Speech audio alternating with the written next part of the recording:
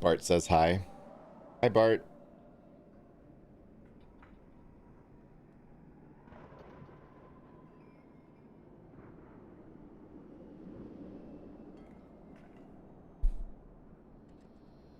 The real hero of the stream, the real star, Bartholomew. All right, let's try this battle again. We did it the first time. We beat it the first time. We just can't let a guy with 9 health be beating the crap out of us at the end, you know? I'm gonna bring these two this way.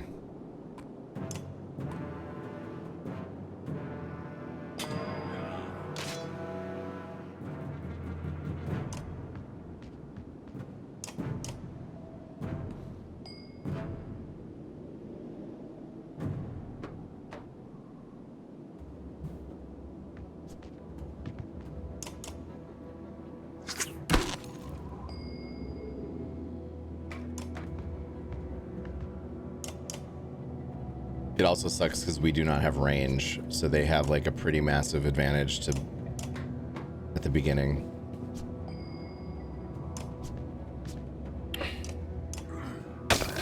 Squeezy!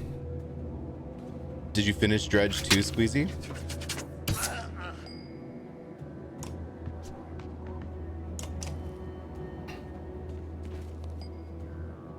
Still liking it?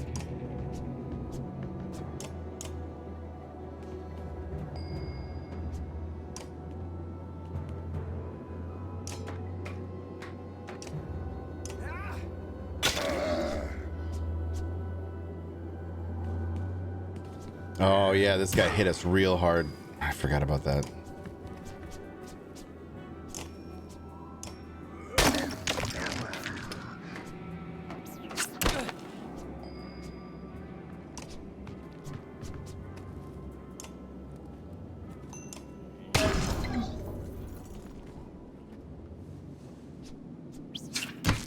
I'm glad that Dredge ended when it did. And I don't mean, I know that can sound like a negative thing, but it's not meant to be. For me, was happy to be kind of done with it. Like it was the right length for the kind of game that it was. I don't see it the same as I see like an Ooblets game where like you can really take your time, do all the farming, build your things up, you know, like that kind of Stardew situation maybe, you know, like I realize that the two games have nothing alike or not alike in many regards, but like the idea that like you kind of building like a little farm or a little livelihood,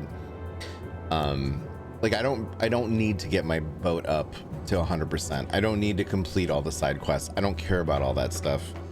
Like the actual game loop itself was fine. It wasn't amazing. I think the days were a little bit too short, and the mini games for fishing were a little bit too easy to keep me engaged for too long. Stray Duckling, it's good to see you. So I think it was a really good game. I think it ended when it was the right time. I'm happy. The price was right. Everything about it was good. I'm a little bit interested to see alternate endings if there is one. They certainly allude to it, but then that doesn't really present itself, at least in my playthrough.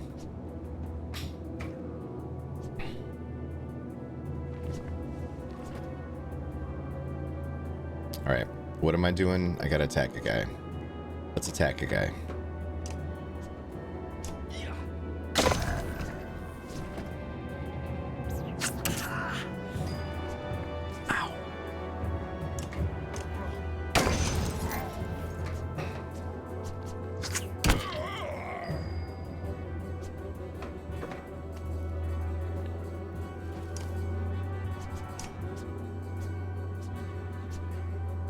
Dwop and Iron Mania, you got treats? Someone tell me to not buy pens because they are shiny. No, you should buy the pens because of their quality, not because of their aesthetic. Are they high quality pens that you can use to create art or do writing or calligraphy?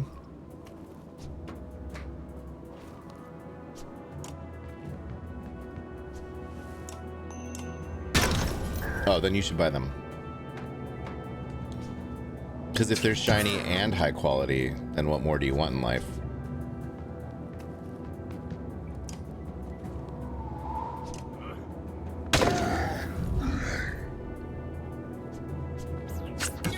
Gosh dang it. Eric is getting his ass beat. Big guy goes next, and then this guy.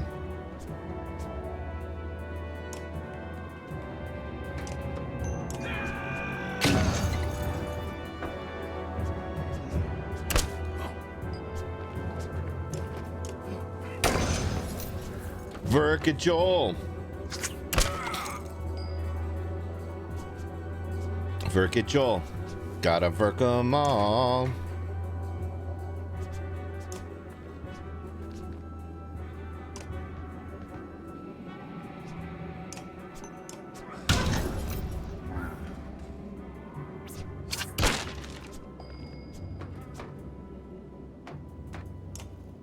This guy's next.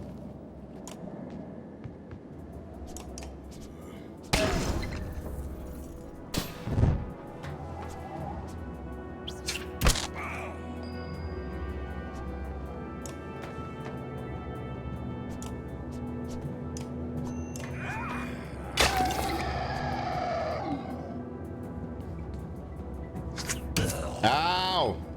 Eric, no, why? Eric!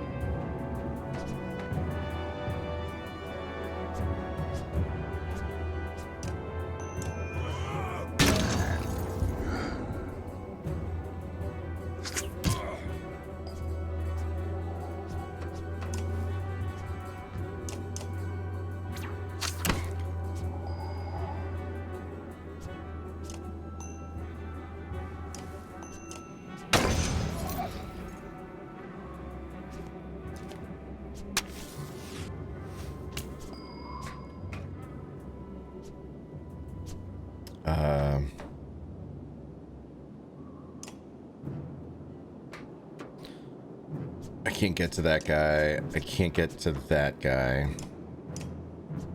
I can murder that guy. He's only got 2 health. Let's just go over here and we'll start beating on this guy that still has a bunch of health, yeah? If I do Sundering Impact...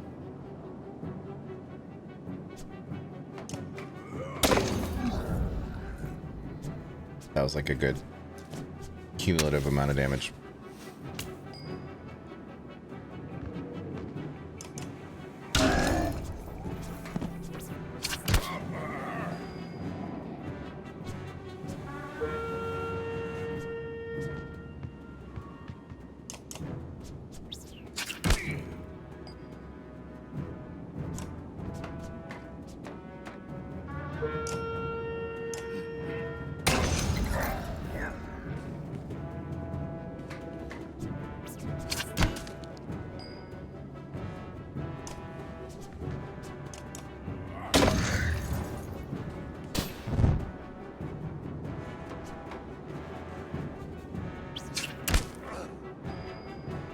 All right.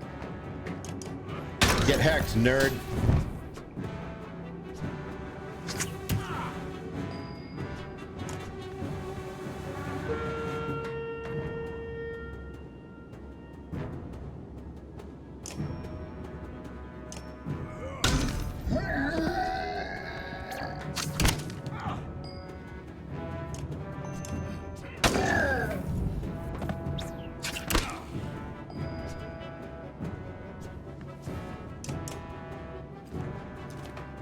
Don't do it, man. Don't do it.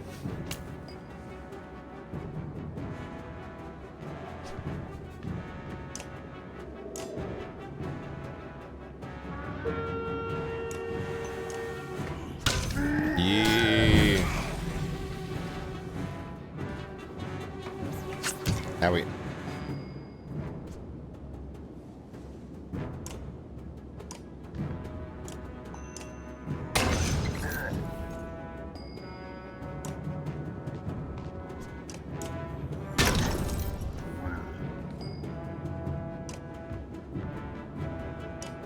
%. Hey, it worked. They all move so much when they're not on their turns. Yeah, so that's that specific little ranged slinger guy. When you hit them, they move. And it just adds a layer of complexity to their moveset. It's harder to corner them. And against us, with the Varl, who are, you know, specifically quite slow, can be a bit of a challenge. You lean on a crumpled wall, watching endless waves of dredge marching below. Satisfied, Hakon? Moger asks. The vast number of dredge remind you of the Great Wars. I've seen enough, you reply. Let's get out of here. Moger stands over the bodies of the man and woman. Think the slag came up here for these two? Asks Moger, waving his bloodied weapon in their direction. Search them. Moger leans down, patting the man's tunic. He stops, frowns, and presses his ear against the man's chest. This one's breathing, he says, pulling the man upright. She wasn't so lucky, he says, looking over the woman. The clang of metal reaches you from the courtyard below, muffled by the thick snow. You curse, quick, back down! Bring the live one! You skip stairs as you descend, shouting orders to the Varl below.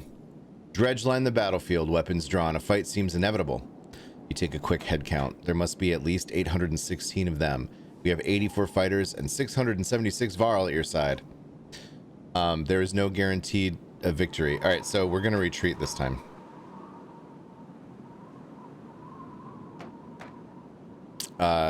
Yeah, we're going to run for it.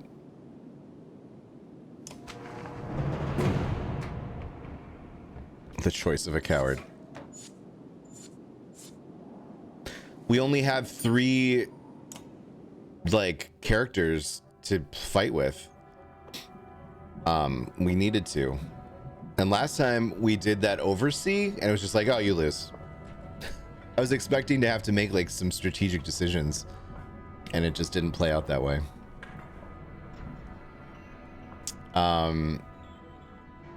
What's going on? I had one eye on the fight. Next time I looked down, dredge are swarming into the courtyard. Can't tell how many more are waiting down there. But it's a lot. If we're gonna getting back across the bridge, it'll be a fight. Any options?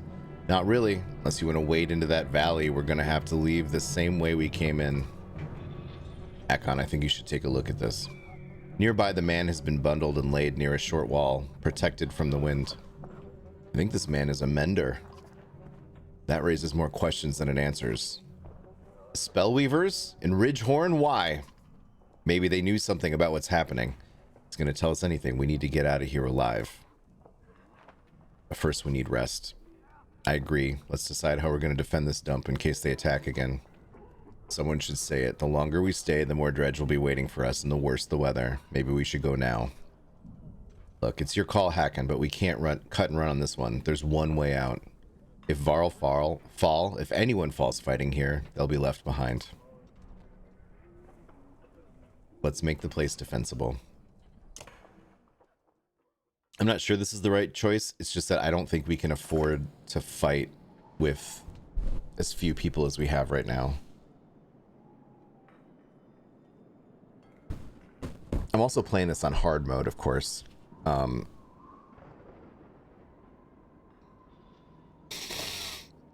When we decided as a chat to send Luden away, and he brought his 2 other characters with him, that really hampered us a little bit.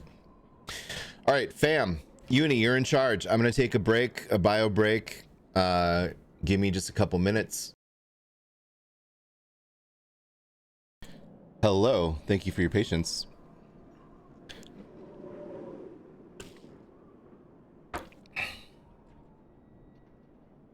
Tacos. Sleeper Dad 44. All right, we'll set up a watch, says Moger. Who knows what the dredge will do in the meantime? Might try to starve us out or wear us down. Might try to hide their numbers. What do you want to do? I want to focus on getting everybody rested and ready, I think, for right now. When you're ready to leave, give the word. Until then, I'll see that everyone is in fighting condition. All right. Let's take a look at our hero situation. So 4 days, Eric is injured. We do now have the ability to do a little leveling up at least, which will be useful. It costs less. We have 18 renown. It costs less for us to promote the lower rank they are, right? So we want to get our lower level guys up a little bit. We can make it a little bit more useful or maximize, you know. We are going to get his shield break up to 3. I always go max shield break. It's just so useful. It's so useful. It's not glamorous. It's not like a big swing. You can't hit, you know, aim, shoot for the fences or whatever, but like sports analogy. Moger costs what, 10 to get him up. It's gonna cost more to get. Yeah, it costs 20 to level anybody else up. Okay, so his break is already at 4 out of 4. Let's get his strength up. I know that he's a shield master, but 14 is already pretty good, and he'll be more useful to us offensively if he can do a little bit more damage. Thanks, Stray Duckling. If we had more characters, we could afford to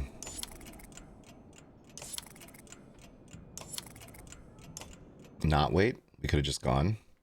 All right, so Eric's back in the mix now. At least we have 4, and now we can do the leave thing. We're ready. What's our approach?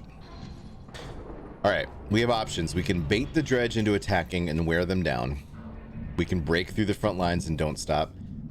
Send the shield bangers forward and fight defensively. Go all out, strike hard, and drive them off.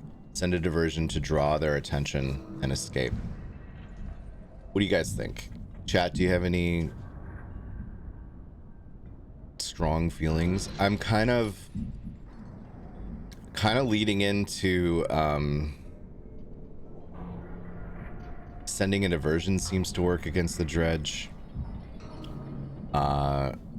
Or just like going hard and don't stop kind of a thing. You're gonna go bait based on the fishing theme. Yep, that's a good idea. No, that's fair. Let's do the diversion. Hate to admit it, says Moger, but this might be the safest option. I wouldn't expect to see them again. Lady says, I can make sure you and the others escape.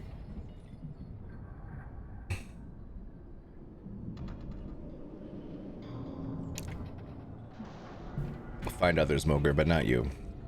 Moger's for brow furrows. I'm not sure how many will be willing to go on this suicide mission, but I'll ask. He returns later with a handful of warriors, most of whom you've never seen before. They go on ahead of the others, crossing the land bridge with battle cries. You begin your approach, but before the whole attention has been drawn, most Varl have been felled. Fight, you shout as they turn toward you and the rest of the caravan. Dredge, but not dredge. Exactly. Now you're getting it, Mary, drop lop and plop lops. See, I don't want to send Moger because if Moger's gone, then we're down to 3. Having this few characters really limits our strategical situations. You know what I mean?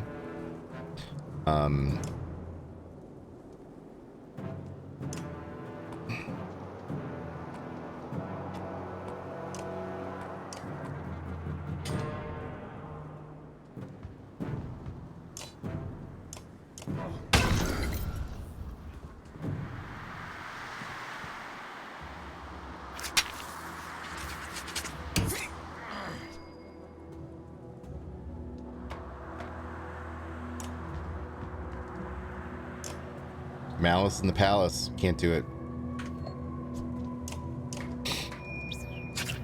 Ow.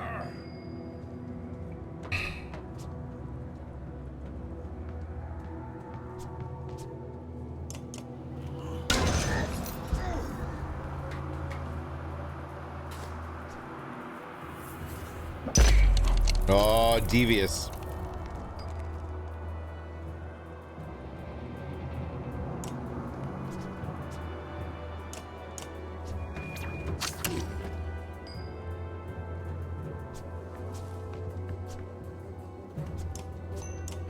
break this guy's armor a little bit.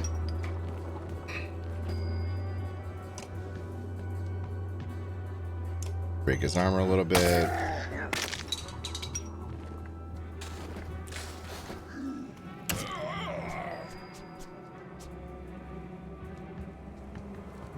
All right, who is next? That guy, and then this guy. All right, let's.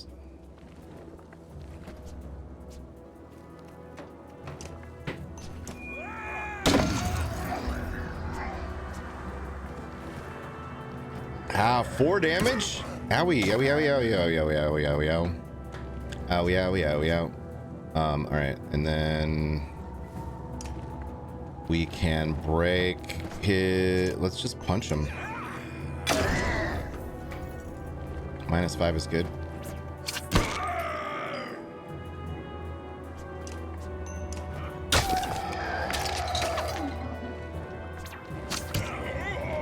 That's a lot of heckin' damage.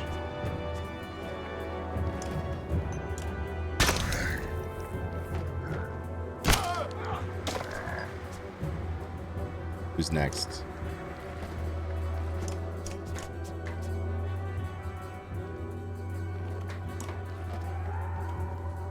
This guy. Now he can do less damage.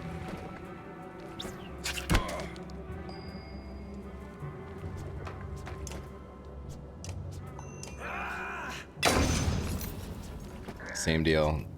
You take them down so that they can't do as much to you.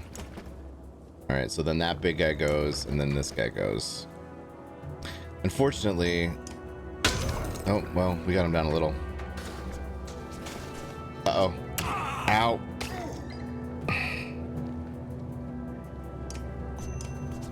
We gotta start whittling this guy's health down. Oh, no. Ah, jeez, bud.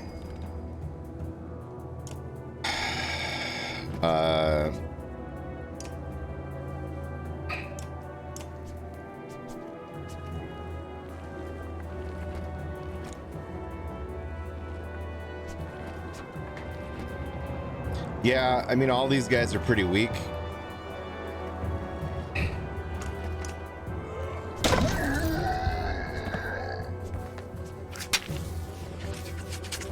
Zealous Samuel, I've yet to make a Twitter poll today. Can you inspiration me with the topic, please?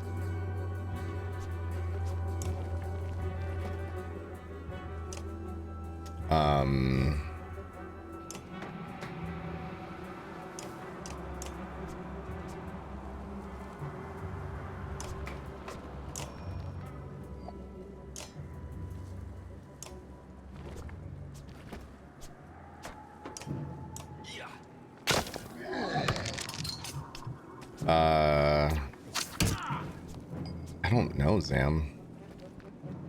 I'm not feeling particularly creative. Yeah, do you something about fishing? Do a fishing related poll. Do you like fishing or lore better in your video games?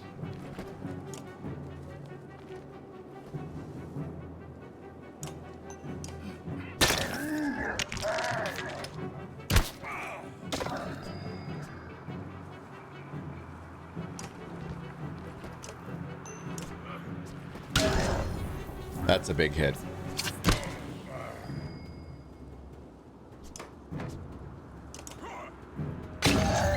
Get hacked. Uh-oh.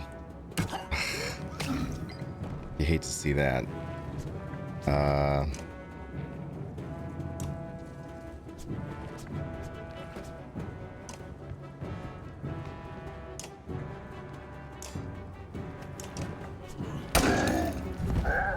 That's what you get, bruv. Ow.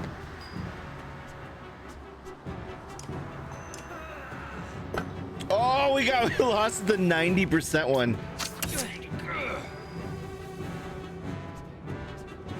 I hate that for us.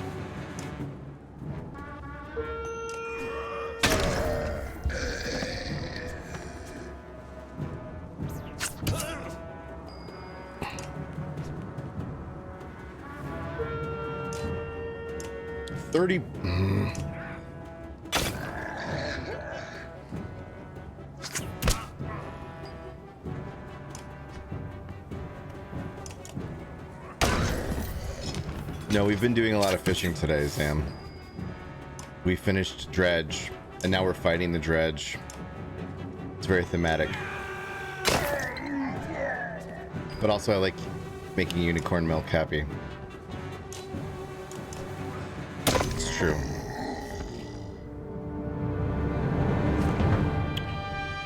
Victory! But Moger's injured, and what's his face? Fasalt is injured. Woo! Your warriors are doing as well as you could hope. Fortunately, there were enough of them to pull it off. The Dredge are furious, but falling quickly. You think you could safely outdistance them at this point? Get out of here. You take stock of the survivors. It hurts to think of how many you lost to get this far. With nothing but an unconscious Mender to show for it, you hope it was worth it. And now Oregon Trail. Only in Fantasy Norse land.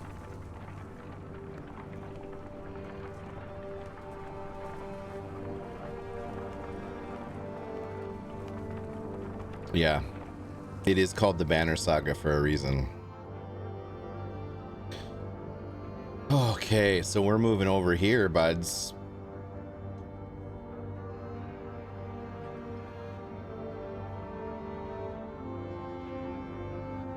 Heading towards Grofheim.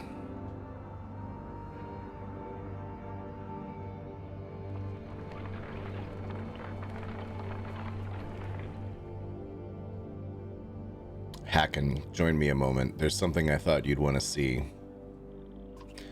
It is a welcoming party from Grofheim bearing mead. Oh, sorry. Is it a welcoming party from Grofheim bearing mead? That's about the only thing I want to see. No such luck. The Mender from Ridgehorn woke up. He says his name is Ivan. Sounds like a Mender name. How is he? Not well. Where are we? A day or two from Grofheim. We found you at the Tower of Ridgehorn. What were you doing there? Grofheim? No, that's the wrong way. Juno, where is she? Where's the woman that was with me? She didn't make it, my friend. We only brought the living with us. No, we have to go back. I don't think so. We barely made it out 2 weeks ago. Do you know why the Dredge were crawling all over Ridgehorn? Dredge? We have to go back! It's a damned graveyard boy. I'm sorry, Ivan. The girl was dead when we got there. What we have to do is tell Drunder what's happening and prepare for a bloody war. So if you... She's dead. I couldn't save her. I couldn't save her. Ivan suddenly looks spent. He slips to the ground and you motion for Samvarl to help him onto the cart. Not what I had hoped to hear. Not sure what I was hoping. Come on, Ubin. The sooner we get to Grofheim, the better.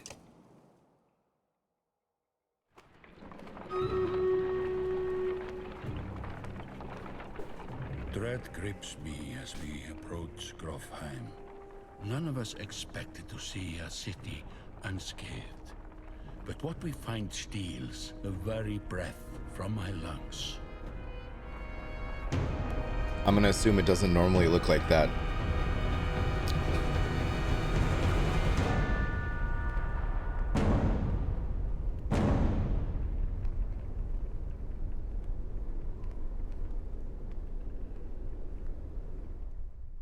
Chapter 4, Lest They Not Come Home.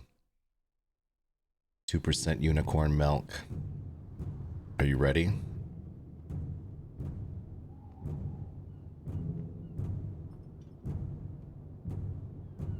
A gay boy wished for a planet full of unicorns. Planet unicorn, unicorn planet. Oh, planet unicorn, hey.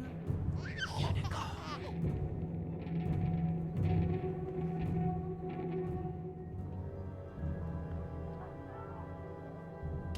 Eckel. What did I tell you, Rook? The man has a crazed look about him. He stands axe pointed in your direction on the other side of a dozen men. Eckel, you son of a bitch. Remember what I said? Think carefully about what you want. This is what you get. Eckel walks away, leaving you to deal with his thugs. We're dealing with thugs. Okay, so we have Ivor, Trigvi, Mogan, Rook, Oddleaf, and Alette. I want to get Hogan in here, so I'm going to swap Hogan with Oddleaf. We want to get him leveled up a little bit.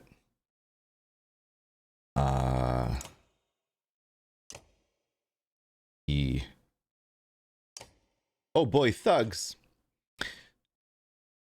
Thugs, not hugs. Okay, let's have Ivor go here, because this is where the most of them are.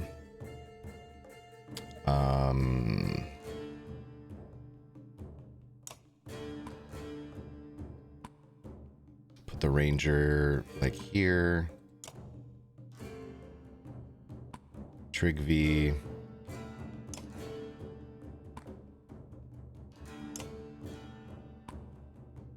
This is probably okay.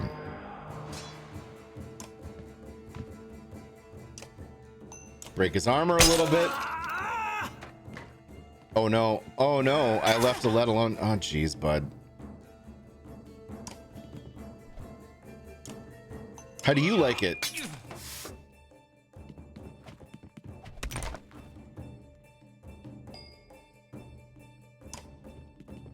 Bloody flail.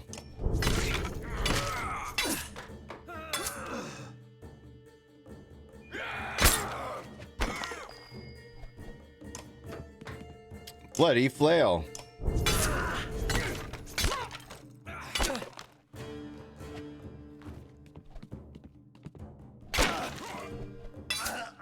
I don't appreciate that move.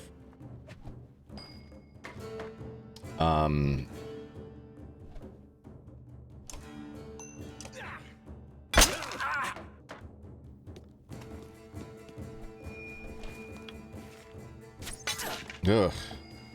That's just rude. That's what that is. Who's the next one to go? That guy over there. And then that archer.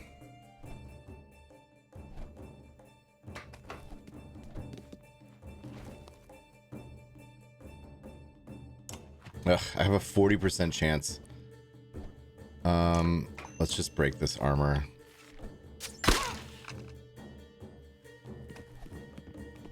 Oh no.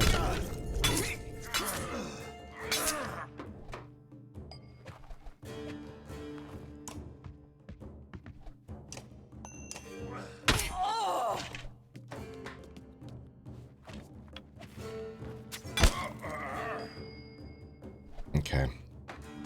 Then that archer goes, and then this guy. So let's work on this guy, Trigv.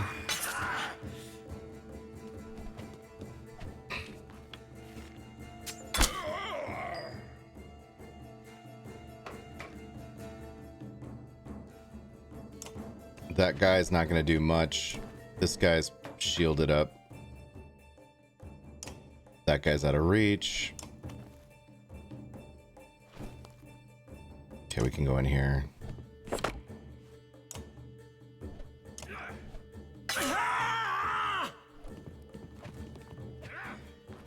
And they are really beating on Rook. Let's bloody flail this guy.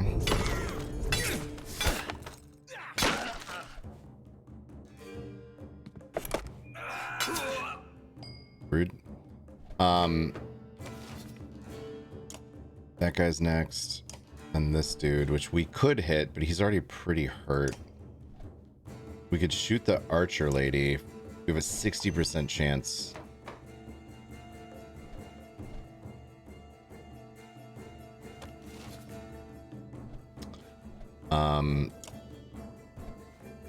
Let's get our armor down.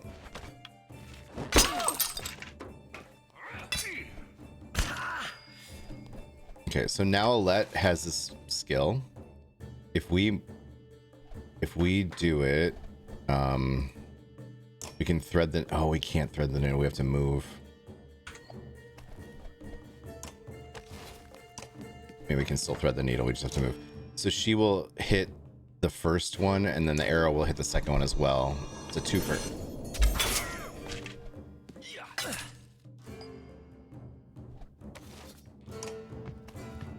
Kendall Southwick.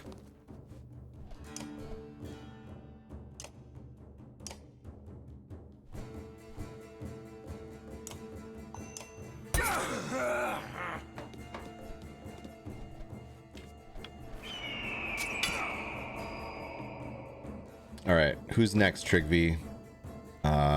This guy. Let's go get that guy.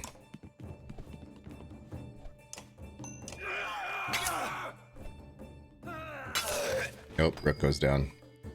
And then it goes Archer Lady, Beardo. Beardo goes down.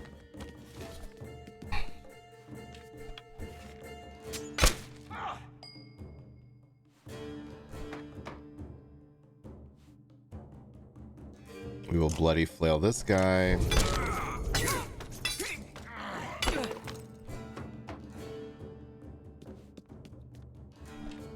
And they are really working hard on Ivor over here, huh? Okay. I can get it, like, without moving. If I don't move, I can do more damage to this lady. So we'll just do it.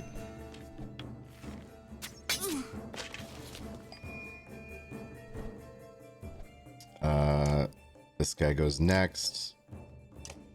Followed by this guy. We can just take him out. Ow.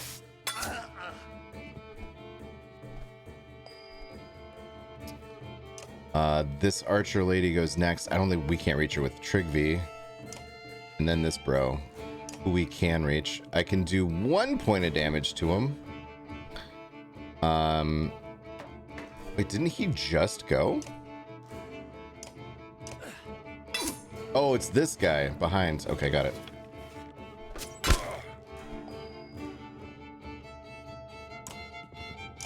Bloody flail. Jay Walker. How you doing, bud? Howie.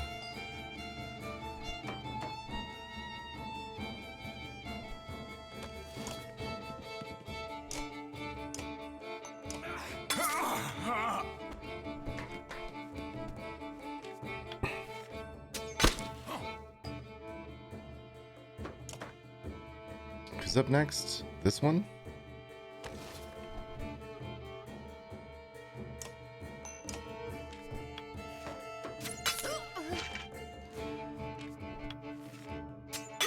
Oh, 13 damage. Cheese and rice.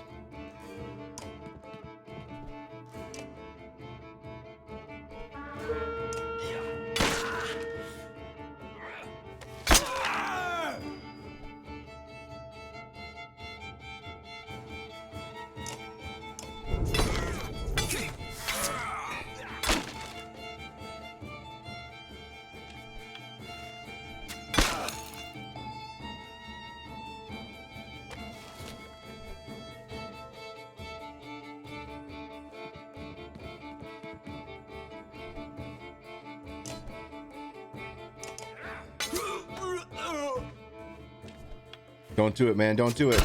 Ow.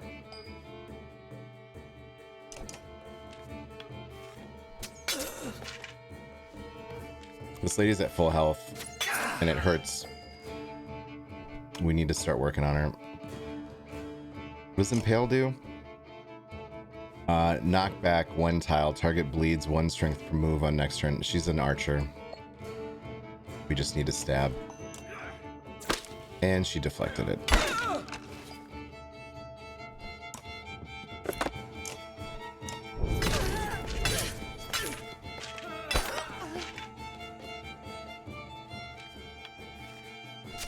How did she do 4 points of damage? Oh my god. Okay. All right then.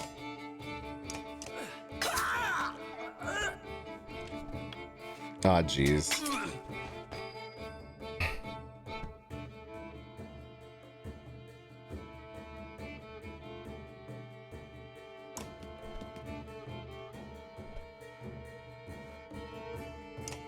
I only have a 40% chance. We'll take the 70. Nice.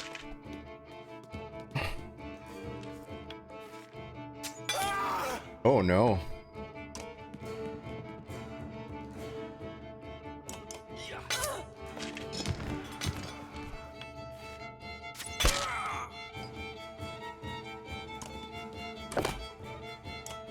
Yeah, it's not great, right, Jolene?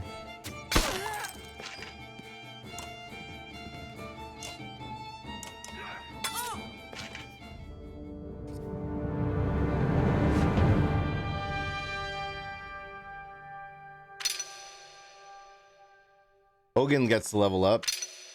Rook is injured. Got a bunch of people injured.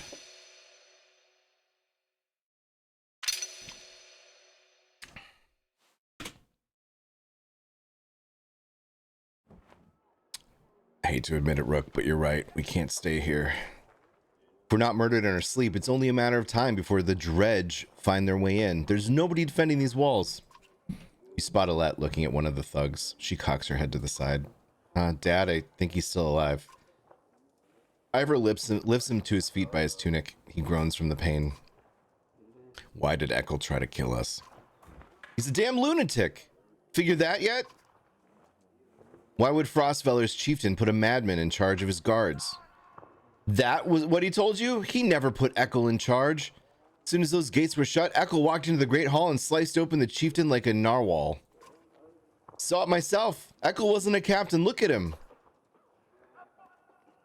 I'll kill that bastard. Dad, please, let's just get out of here. Anywhere. By now, the dredge have already flooded the south, I'm sure. Wormtoe's the only thing that makes sense. Across the wastes. I might know someone there who can help us. And the dredge probably won't follow us out into the wastes. They didn't in the Great Wars. Because it's a death sentence, food's already running low. I know where Eckel keeps his supplies, I'll tell you. You take me with you. What's the catch? No catch, I want out of here as much as you do. Just never had anywhere to go. I'm not the only one. Get the supplies, and there are plenty of fighters who are desperate to get out of here. That might solve a few problems. If we're lucky, I'll get a chance to put a dagger in Eckel. Either way, he's going to feel it. Suddenly running out of food might change his plans a bit. What's your name? Onif, why do you... Just want to know whose face I'm going to break if things go wrong. Heck yeah. We need to rest. Can we rest? No rest.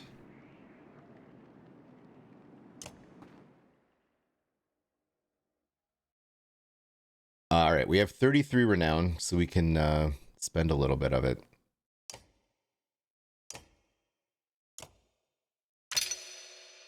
So for Hogan and Mogan, I want their defense up.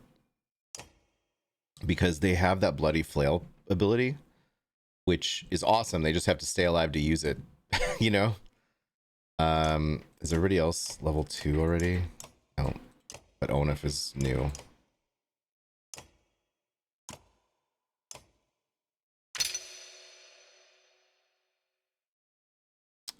And then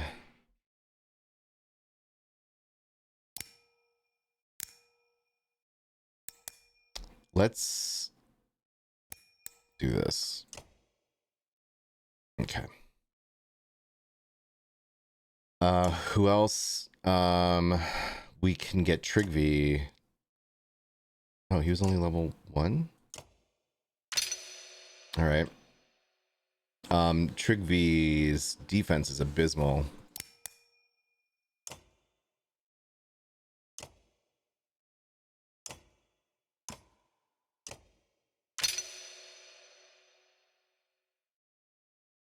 Alette just needs more of everything. She's just not strong, and it's a little rough. All right, so now we have one level 3 character. We have a few level 3 trinkets. We have the drag. This is +3 willpower. It's actually probably really good for him, because then he can use the thing longer. You know, the thing. Alette currently has +1 armor, strength, and will.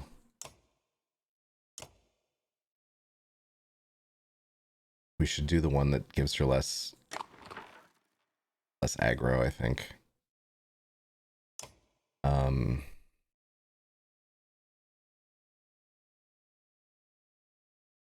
Okay.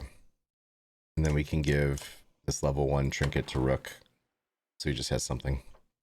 All right. What's in the market? World hook, enormous fishing hook, thought to be from legend, in which the Varl King Skymir pulled a whale from the Silverstone. +2 break. Oh, we have 3 renown, and then powder crushed from unusual rocks. +2 armor. I like the break one. Insufficient renown. Oh, it costs 4 and it's level 2. I read that wrong. All right, cool. Hey, a fishing hook. I know, it's fish day. Onif leads you to an inconspicuous building. This is them, he says to the handful of guards inside who lower their weapons.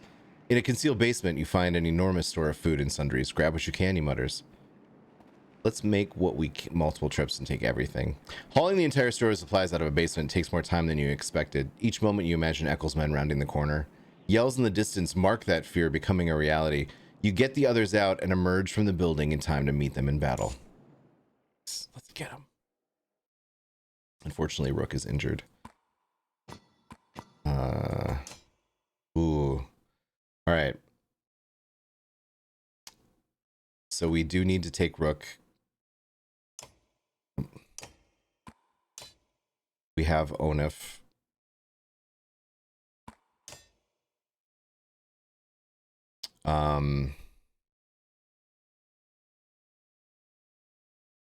Trigvi is injured for 4 days. Ugh. Do we take Ivor even though he's injured this much? Probably.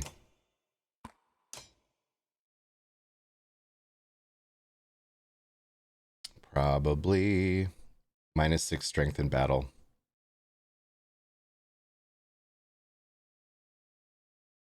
Yeah, but honestly, like, even -6. Well, his strength is only 12. Let's bring Mogan, because he can at least use his ability, despite having low strength.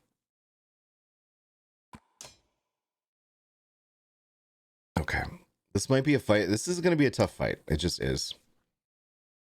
There's not much way around it.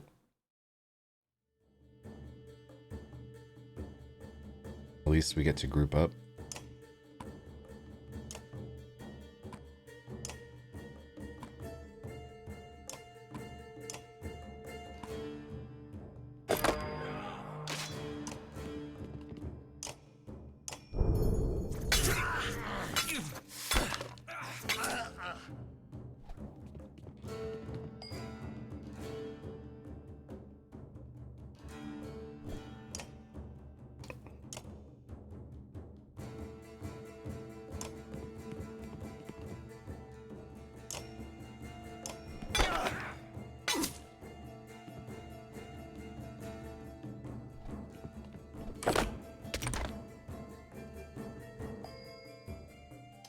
I'm gonna ignore those dudes. We're gonna focus on this side.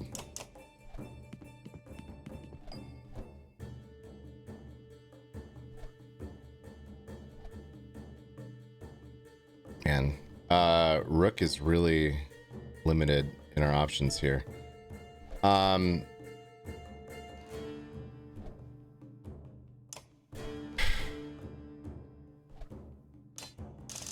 Whoa, whoa, whoa, whoa. Let's mark. Oh, mark prey only works if you're adjacent. I guess we'll just work on this guy's armor.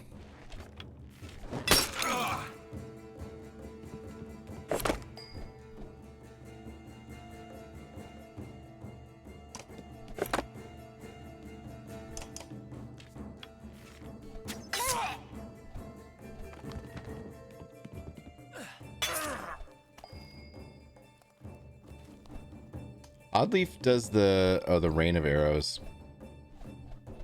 Sure, let's rain of arrows like there.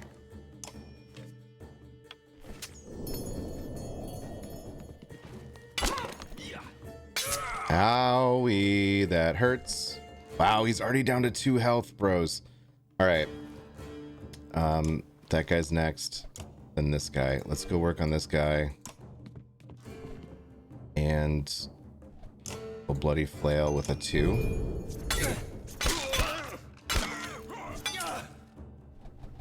Not terrible. Wait, that guy went into our thing and it only gave him 1 point of damage. I guess it prevents him from moving further, but that's pretty underwhelming.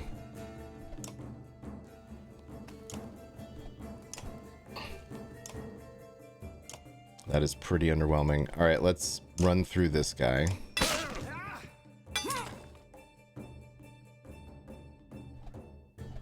Cinnifer!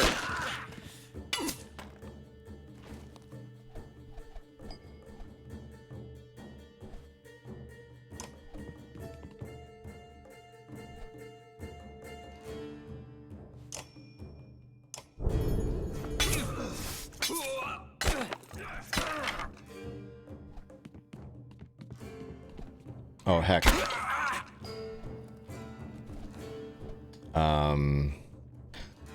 Mark Prey does what? All allies within range attack the marked target. Does that count for bow people? Yes. It's not so bad. Oh no, 6 damage. Jesus Christ. Okay.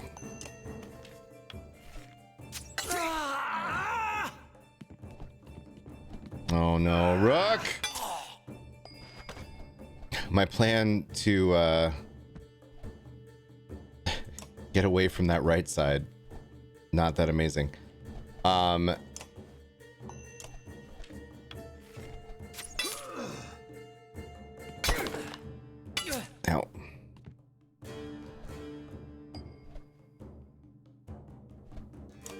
This guy's next. Let's get down here. Bloody flail.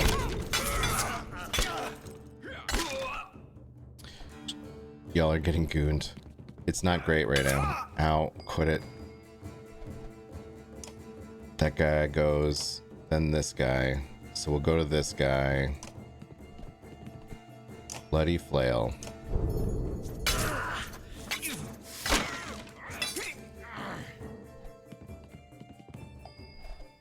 All right. So without moving, we can kill this guy.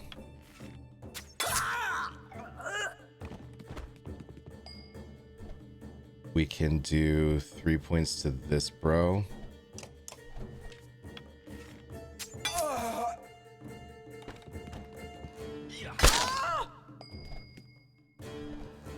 That guy goes next. Then this dude. All right, we can bloody flail this dude.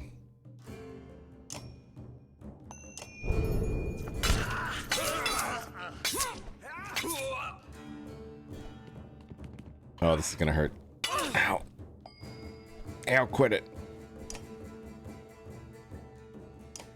We gotta start working on this guy. He's like at full health.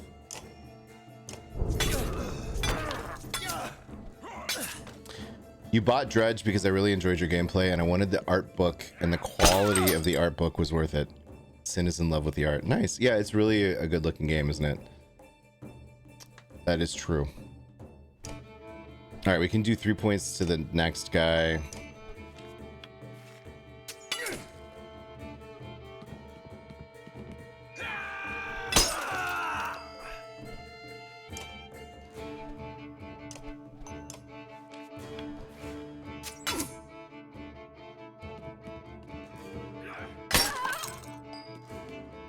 Fortuitous timing. Who goes next? Can I get to him? I can.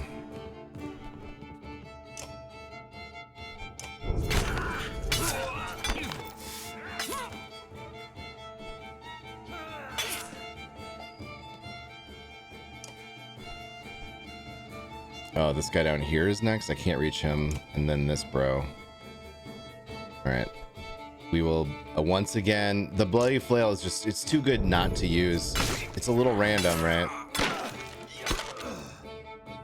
Oh, geez. This guy's like at full health, man. Right, who's next? That guy, he's at 1 health. Let him. This dude, 1 health.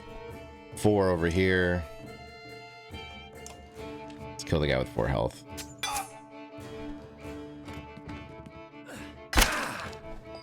Okay.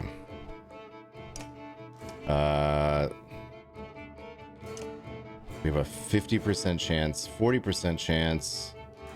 We can kill this guy though.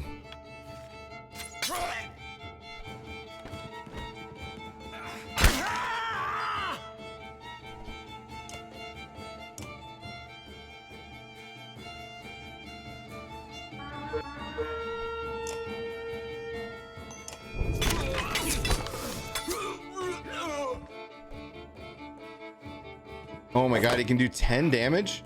Ow. It's not cool, man. I'm gonna thread the needle.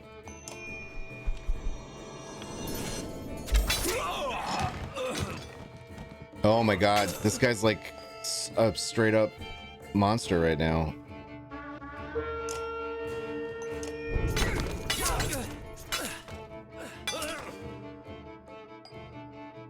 There we go.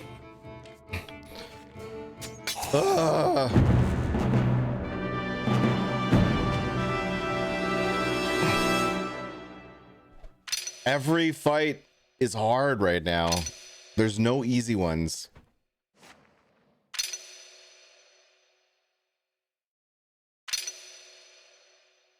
This Onif guy, I don't know if he's ever going to be worth investing in. The Backbiter's skill is just like, eh.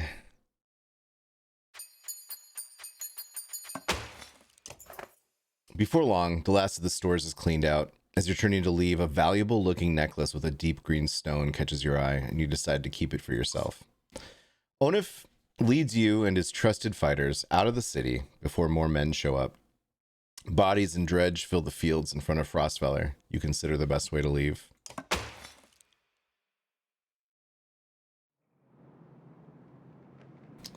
Do we get to rest at all? No?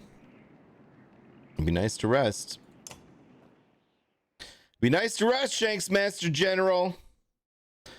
All right, we can level up old Oddleaf here. And what does this do again? Exertion is the amount of willpower you can use on a given action. I feel like that's the only way she becomes like viable in combat, is to use a bunch of willpower on every shot.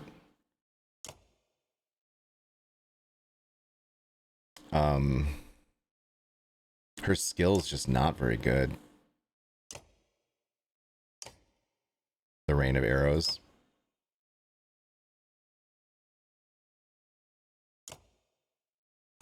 All right.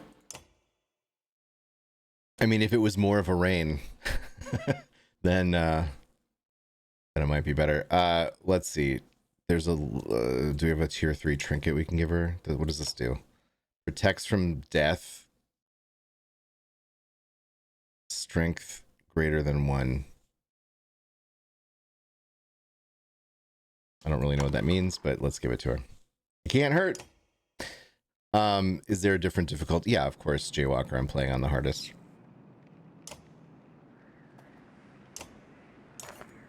Outside the walls, things are a mess. Dredge are everywhere. Fortunately, they're going around the hill on which Frostfeller sits, heading south. They show little interest in following as you cross into the wastes. You're finally free of Frostfeller, but you find yourself facing new problems. You hope that whoever Ivor knows at Wormtow is willing to help.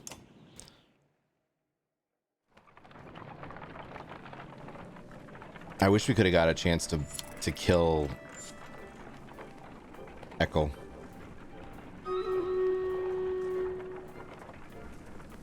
That would have been nice.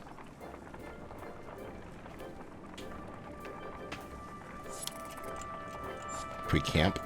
I'd like to camp.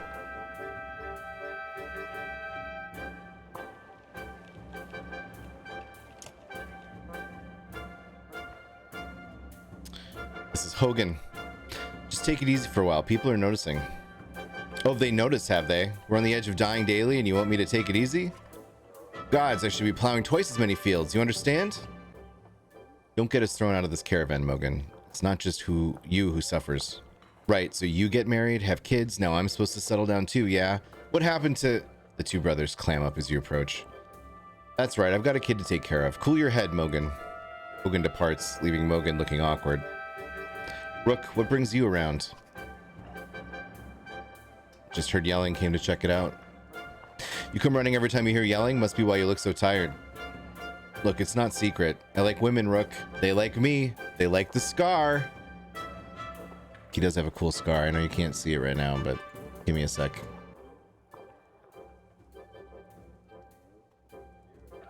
What do I need to place? Vampires and Shinobi.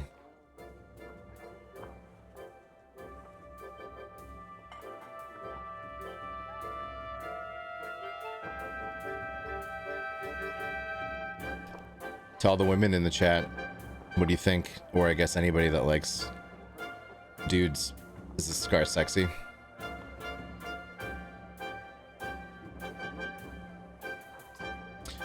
Forget it. Listen, all this death, every night half the caravan cries itself to sleep. Pathetic. Come on, Rook. Be honest, this is good living. Half the world is just tilling soil till they keel over. What kind of life is that? We're lucky. You could go your whole life with no goals, no purpose, nothing to fight against but boredom and hunger. I'm glad for all of this. I get what you're saying. Look at it like this. We're fighting to the death almost every day, yeah? You can curl up in a little ball of fear. You can go hide in the woods eating nuts and appreciating leaves or some nonsense. Or you can enjoy the struggle. Know which one I pick. Anyway, just so you know, I'd never go for a let. Promise you that. Or Oddleaf. All yours. Appreciated, Mogan. You depart unsure whether your opinion of Mogan changed for better or worse. Alright, let's take a look at our heroes real quick. How many days of rest do they need? 4. 6 for Ivor.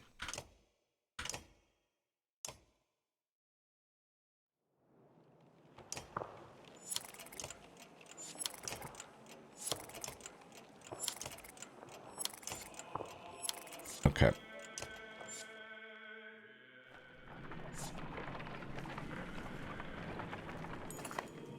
A gaunt man and woman approach the caravan, hands held high. A word, friends, the man says. We are poor farmers, down on our luck. The woman hits him hard and says, we're outlaws, plain and simple. 10 of us, and we'll help you in a fight for some food up front. What are your crimes? Misunderstandings, the man said. Mead houses are confusing. Never know when you've drank your share. The woman hits him again and says, we've stolen, killed a few when we had to. Skills that might benefit you out here. Send them all away. We're so much more than... The man stops as the woman glares at him. He nods, and they shuffle away quietly. It takes until camp is set to notice that a few of your supplies have gone missing. Sons of guns! Yeah, I don't want people that we can't trust. The caravan is buzzing with worry. In the distance, someone has spotted a large number of dark figures following you. The Dredge! Cries one woman. But something about it tells you they don't quite look like Dredge. Gods be damned, choke Onuf, standing on the one of the carts to get a better view. Worse than Dredge. That's Ekel! The news spreads throughout the clansmen like wildfire. Ekel? Why would he... Starts Oddleaf. Unless he's after you, Onuf. He's insane, interjects Onuf. And unpredictable. That's a good number of fighters with him. Your mind races, considering what to do. Lead a charge, keeping away from the caravan. You gather Onuf, your allies and fighters, and head out into the wastes, weapon drawn, where the caravan won't be involved. Rook, my good friend, he says as you approach, throwing his axe on the ground. Well, we come to parley, not fight. What? Tarrant, what's up? Why would I believe a word you say? Rook, we were good friends. What happened? You tried to kill us. Just go back to Frostfeller and leave us alone. Ah, Rook, it's your pretty girl. I'm glad nothing happened to her. With the Dredge, I mean. My friends, how could I forget everything you've done for me? Broke into my city, took my warriors, took my food, and then killed some people so you could take more food. That was a nice touch. Took one of my best men. How are you, Onuf? Do they treat you well? Shove it up your ass, Ekel. Came out here to kill me. Let's get it over with. Nothing like that. You must think you know me, or people like me. What did Onuf tell you? I'm crazy? I haven't survived because I'm crazy. I did what I had to be done to make it to Frostfeller. The only mistake I made was you. What kind of man are you, Rook? You look like an average man to me. A man worried about his daughter, maybe. Just making his way in the world today. Takes everything you got. Then look behind you. How many people is that? They follow you, fight for you. Why? What kind of man are you? I protect my kin. It's more than that, isn't it? You think everyone was born to lead, make hard decisions? Who do these people think you are? You saved them. You're a hero. Maybe that's more important than who you really are. What's your point, Echo? I'm your prisoner, Rook. Bind my hands. Frostfeller is done. I can't survive there. Thanks to you, my good friends. You may not have cut my throat, but you sentenced us to death. I don't believe that's who you are. Is this some kind of apology? You can't trust me. I know that. Take me and my men as prisoners, if that's what it takes. Echo looks down at the ground and the words come slowly to him. I'm not above begging. Kill him. As you reach slowly for an arrow, Alec grabs your wrist and speaks to you quietly. Wait, Dad, we can't do this. They're people like us. What if our clansmen do start to lose hope and look at you differently? I don't want to feel that way. Don't become someone who isn't my dad. That's what you want to do. Have to do. Do it. Please, for me, don't do this.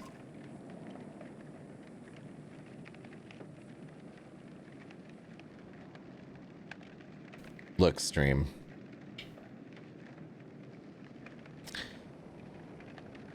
I love that Alette is holding out hope, but this guy is bad news bears. I don't want him around, but I also don't want her to hate me or think I'm wild and crazy or whatever. Shen, you join and are telling me to shove it on my ass. Yep, exactly. Wow, Uni? Uni? You want to take them as prisoners?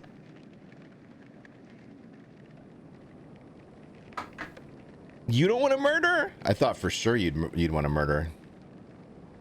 All right, we'll take them as prisoners.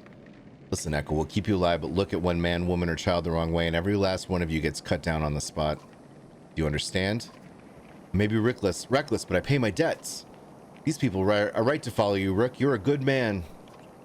You have each man's hands bound tightly and their bodies checked for weapons, making sure no mistakes are made. Things are certainly starting to feel complicated.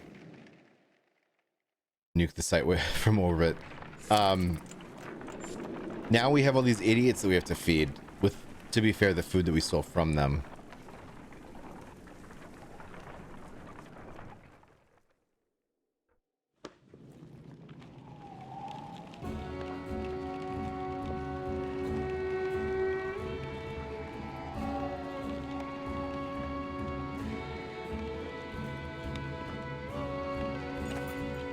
You find a surprising number of people camped out at the Godstone. They've been here quite a while, ever since the sun stopped. Apparently they think Raidermere, the sun god, has come back, and they're worshipping him despite the bleak environment. They welcome the caravan, mingling and swapping stories with the others while you rest. They have almost nothing of value to trade, but their leader approaches and offers to let you join in their tribute. What does the tribute involve? Gullen Fury, says one, showing you a golden liquid in a silver bowl. He places some on his chest, which almost sounds like it's sizzling, and explains through clenched teeth it's a gift from the sun god, an oil that burns like the sun and lets them see things clearly.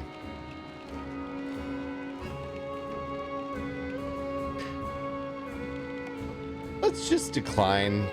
That sounds weird, right? It's skin cancer. Yeah, let's inspect the Godstone.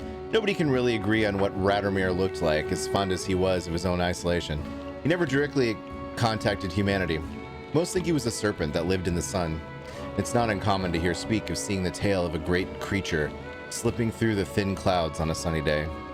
Radomir was always one of the lucky gods, the kind who people thanked for good weather, healthy livestock, and a good harvest.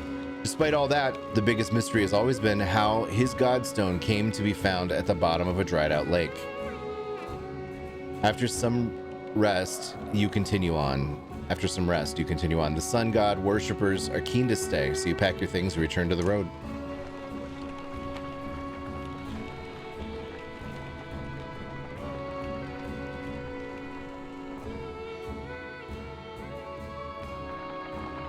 I wonder what happens if you take that golden stuff.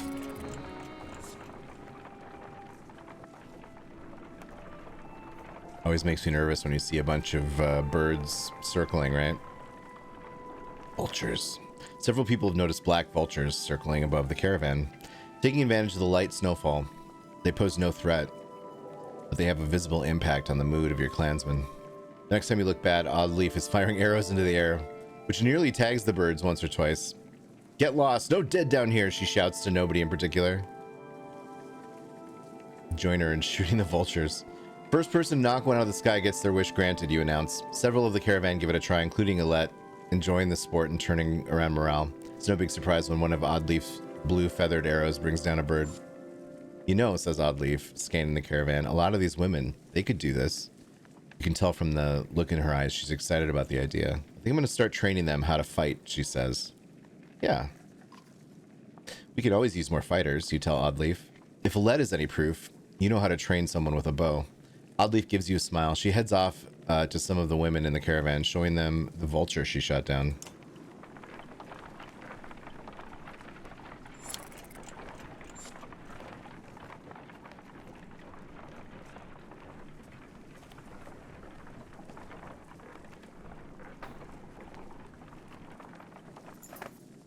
While walking, the words of a mother's song reach you. It's soothing, nuanced, and about your current journey. When she finishes, a man begins a tale of his own in verse. The woman quickly responds with another poem, and the entire caravan slows to listen to the entertaining competition. Join in with a verse of your own. The whole caravan is shocked when the first line of your poem rings out. You mimic both contestants, adding your own spin on their tales.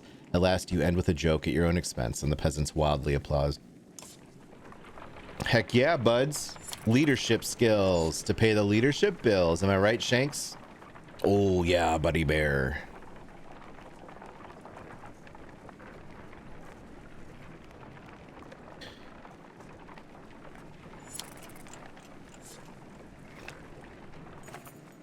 A well-tended farm with plenty of livestock draws the caravan's attention. Upon your arrival, the farmer and his workers stand defensively within plain sight. Crude weapons at the ready.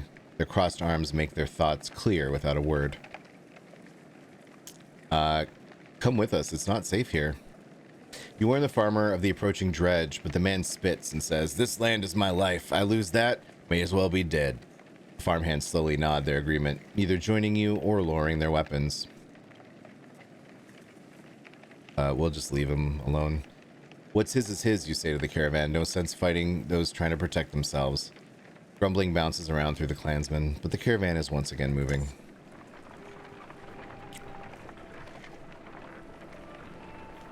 Stoat. Wormtoe was Stoat. never the kind of place someone would build a town. Fittingly, the Varl living here aren't known for welcoming visitors with open arms. We reached Wormtoe. The Varl find you before you see them. Not surprising with this many people behind you. With weapons drawn, they demand to know why you're here, but back down when Ivor tells them he's come to see someone named Krumer. Well, I'll be damned. Krumer, it's been a long time. Yeah, it has. So it brings Ingvar to Wormtoe with his very own village of humans. Bad news. Dredge are coming down from the north. We barely made it this far. That is dire news. Come on, we have food. We'll discuss more in the mead house.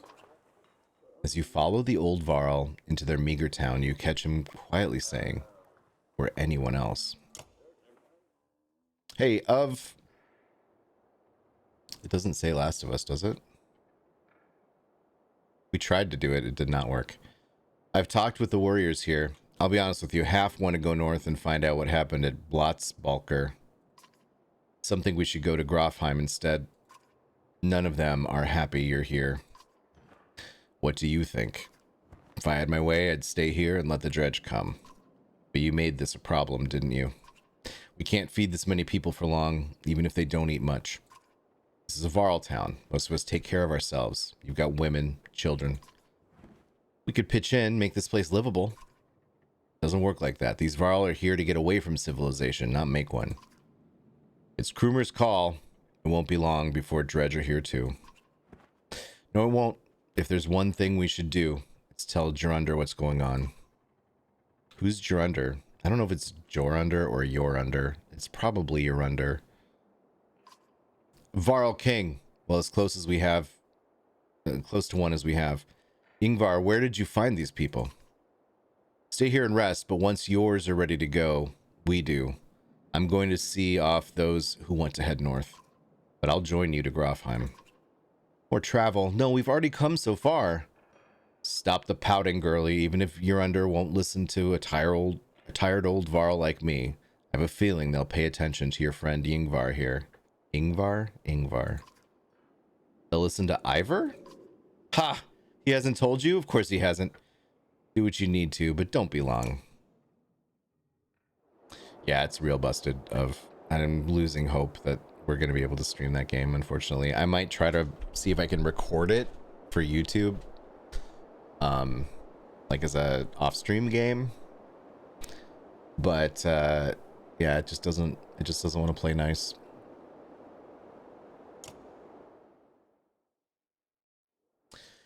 Krumer, can you spare a moment? Mostly no, but I'll try. I never had a moment to thank you for your hospitality. Consider it done, then. Who is Ingvar? Ha, I'm not surprised he never told you. I'm just surprised he can stand being around anyone at all. Your friend was one of us long ago. I mean the dredge-bashing type. He's called Ingvar, then. And if you want to know why he changed his name, best you ask him. Too old to peddle and gossip. But you have some incredible stories. I might. Or I could be the most boring Varl you ever met. Depends on how much you like killing dredge. Ask me again someday. Might tell you about the time we filled a dead Yox with whale teeth. And why. How did you get all these Varl to follow you? Respect, young one. After the Second Great War, wasn't much for me left to do, so I started training other Varl to fight. Got tired of that. Made a place in Wormtoe. They still come calling even with no wars to speak of.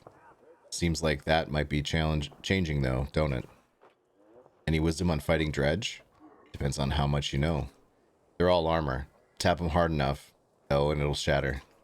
Line up a whole roll of slag and they'll explode on each other, like, all the way down. You get in a big brawl, half your time is spent setting them up for it. And if you see one bang his axe like a tuning fork, try to kill him quick. Sometimes the slag he's calling won't even show up.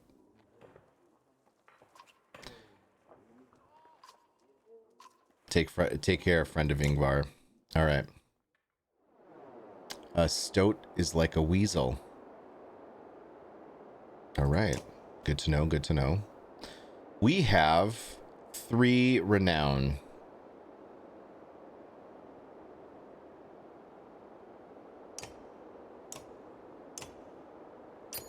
Now we have none renown. Do we need rest specifically? No. Rumor's on our team now. That's nice. It's weird that he starts at level 1 considering he's supposed to be like this badass fighter guy, you know? I do like having Mogan and Hogan. And then Rook, and then... Do we go Trig V to level him up? Maybe.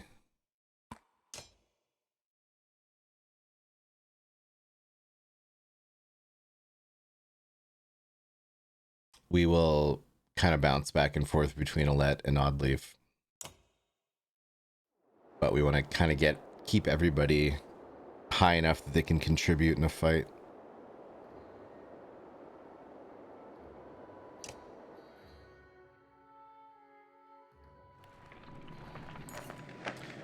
Grofheim's quite a few days out, says Krumer, but nothing worse than crossing the wastes, I imagine. If there's anywhere you might be safe from dredge, it's there. You steel yourself for another long march, and half the town of Wormtoe joins you.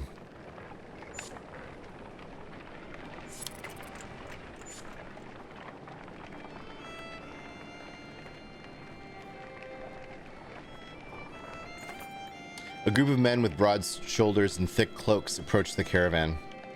They might be outlaws, you hear nearby, and the idea quickly ripples through the clansmen. One of the strangers approaches, saying, "We've run out of food. Any help would be welcome."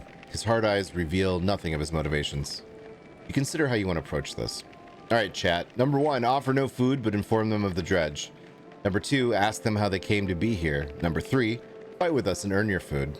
Number 4, decline to help the strangers. Number 5, offer them a few days worth of supplies. What do you think? What do you think of a stream of scourges? Virkajol being uncharacteristically kind. I like it. Let's do it.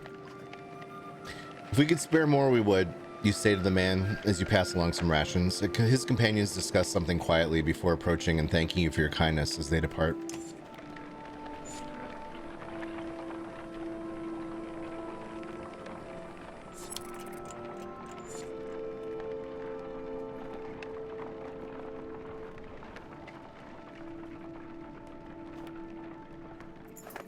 A flurry of snowfall seems to come out of nowhere and quickly thickens until you're unable to see the man in front of you. You shout out a complete halt, but the screaming winds drown out the sound. A day passes before the blizzard abates and clansmen start to reappear from snowdrifts. It quickly becomes apparent that not everybody is where you last saw them, and a quick search of the area is not enough to recover all the missing clansmen. Let's make a thorough search.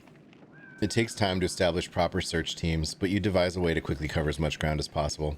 After a full day of searching, you find many survivors, but your successes are dampened by a number of frozen bodies and others who have simply vanished. Disheartened, you return to travel. I mean, we did our best to find them. We should rest. I agree. Whoop. You haven't seen Alette for much of the day. When you do find her, she's returning to camp alone from a fair distance away, looking rather sullen. She keeps her eyes on the ground as you approach. Ask her what's going on. I feel like things are changing so quickly, she eventually confides. It's not just that. Everything is going so wrong. I've been talking to Ekel a lot. This gets your attention. What has he been telling you? He told me how he and Onif are kin. Ekel had a sister who married Onif, but she died a long time ago. They've been bound since, but then Onif left without him.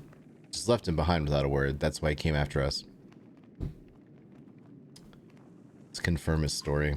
Eventually you find Onif back at camp and relate the story. Is that what Ekel told you? Replies Onif. Then he sighs. It's true about his sister. She died of a fever when we were just married. Surprised he opened up like that. So I left him in Frostveller, he continues. He'd be fine one day, ready to kill his own men the next. Sometimes he would. I'd make the same decision tomorrow. Let's confront Ekel.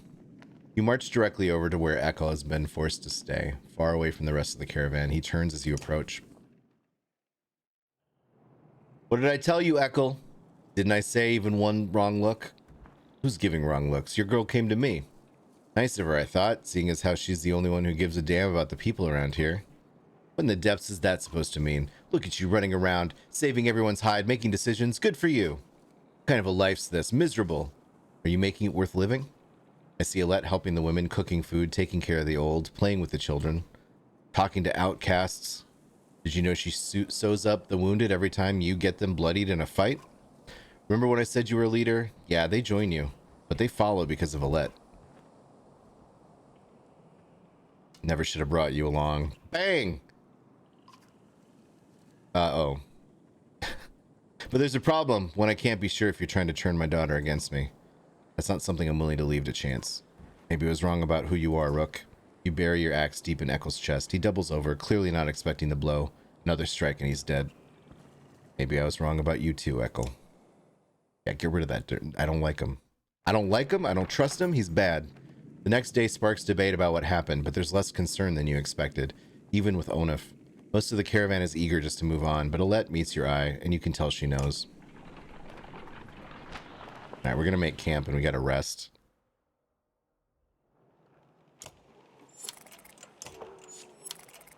Okay.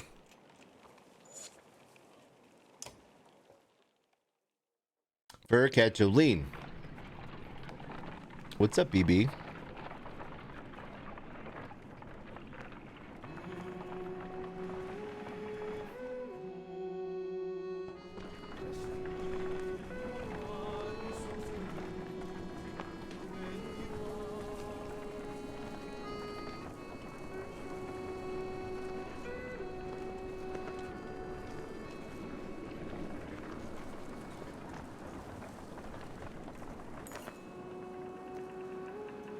The godstone of Merrick looms into view. Upon it carved a great ocean beast. Jagged stones jut out of the snow like shark fins. It's hard to imagine the Nordfelling wastes being filled with water at one time. But the godstone stands as a reminder of the vast lake it used to look across. A blessing, shouts one of the men in your caravan, holding up what looks like a silver coin. It's a fish scale, he says, pointing out the rainbow pattern that shows in the sunlight. Soon a curious child is found, another hiding in the snow, and then a third is discovered. Perhaps they'll bring us luck, you overhear, and before long the caravan has become obsessed with gathering the shining scales. Let's cut them off after a reasonable amount of time. When you awake to find people still searching through snow and shrubs, you call it off. You can't spend another day here, you tell them. Be glad for the luck you found, and let's go back before it runs out. They fret and moan, but eventually you get them back on the trail.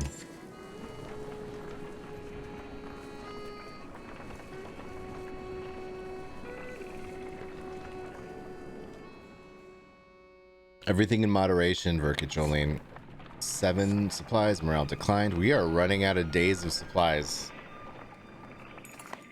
Oddleaf calls you over, grinning. A row of women holding bows of differing age and experience line up before a row of trees in the distance. They fire, doing an impressive job of hitting the trunks. They're ready to fill some dredge with feathers. One woman still hasn't shot her arrow. She stands perfectly still. The others just watch.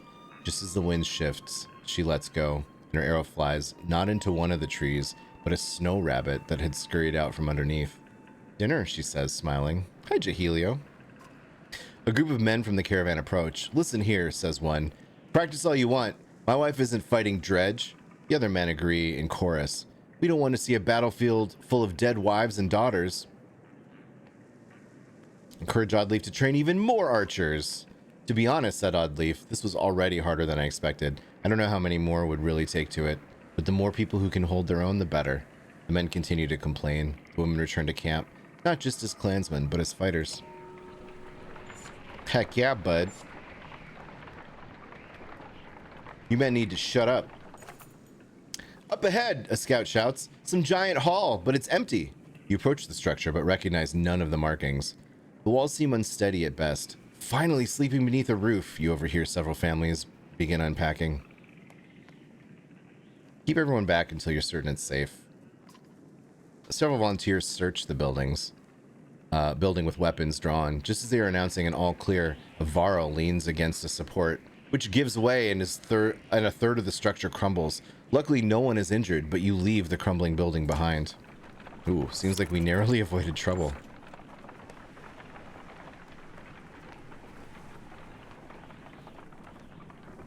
We need to find food. Quickly, Jahilio! You hear a whistle on the wind and spot a long line of Varl far up ahead, heading toward you. Behind them is a swarm of dredge and a trail of bodies leading off into the distance. Get down there, barks Krumer.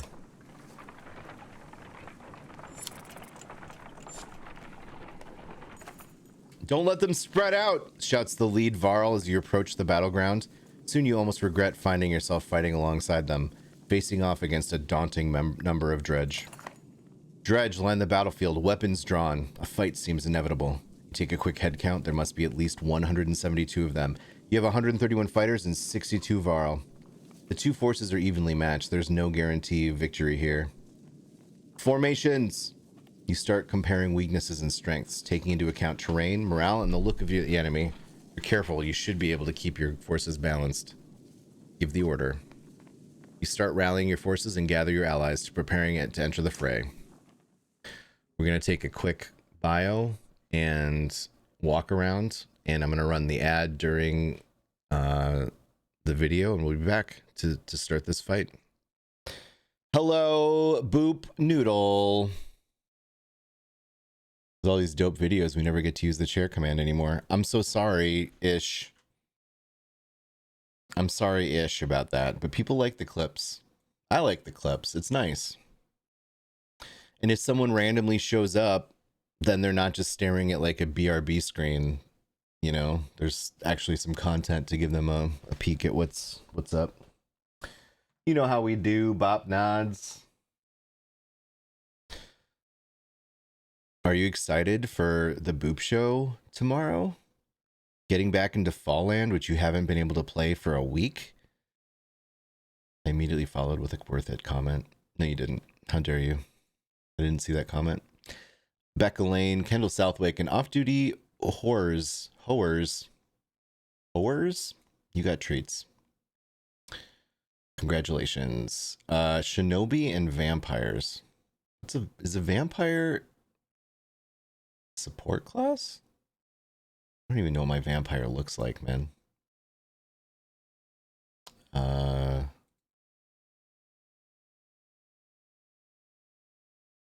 Oh yeah, it's Cinnifer. And it's apparently armored.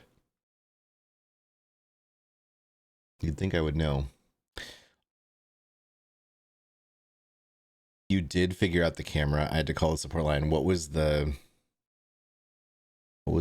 solution to it? And also, good job. Glad you were proactive. Was it the new camera or the old one? All right. We're fighting. You needed a better, faster, stronger download. Oh, so it's just the wrong files, huh? That's weird. You're weird. Super sensitive snakes. All right. So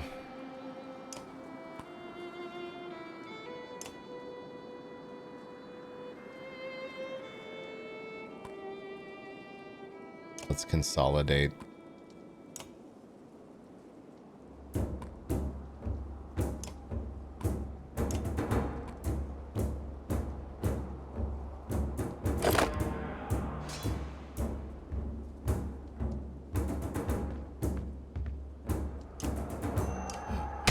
Plow.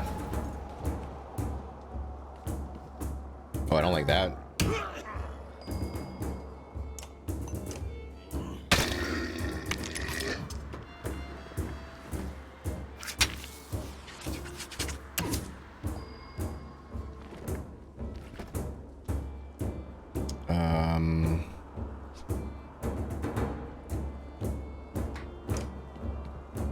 Hogan, bloody flail.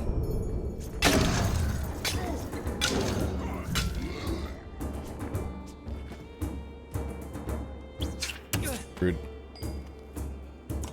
Mogan cannot fail.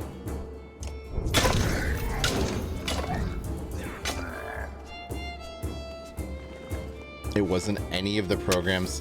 That's silly. You'd think they would have that working right, you know? You know, bud? Big hit by Trigv. You love to see it. Ow.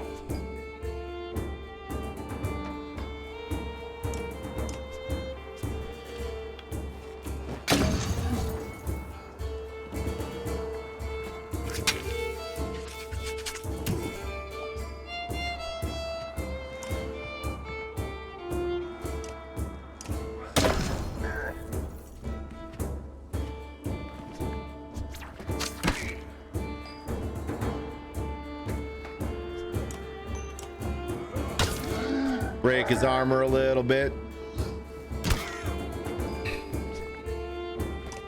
Let's get up in there. Gonna bloody flail this nerd.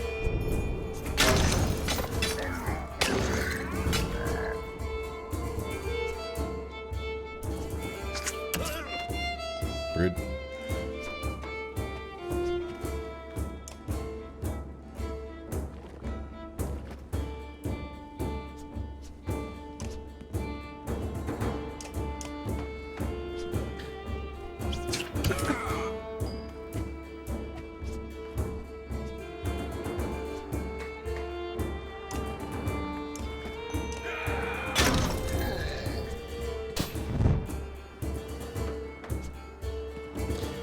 Shendi V says hi to Boop. Boop says, oh, hey there. Why am I so slow? Let's just...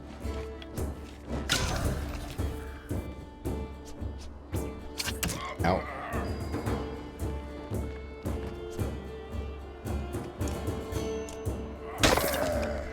Get broken, nerd. Hurtful.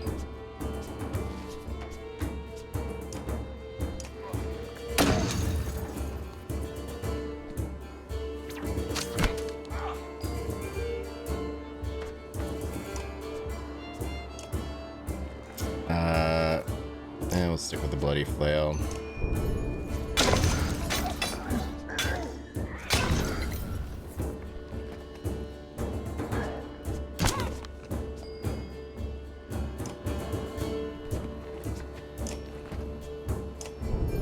Always bloody flail. Always bloody flail.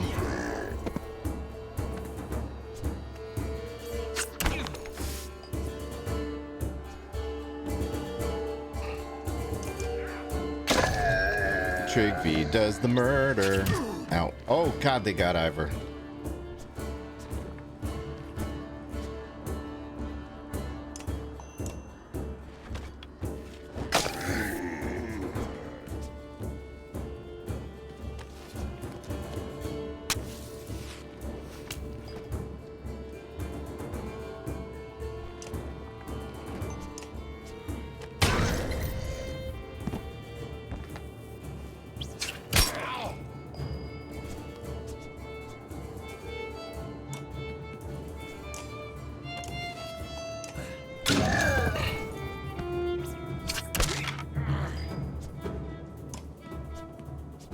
So this guy has 2 health. This guy has 10.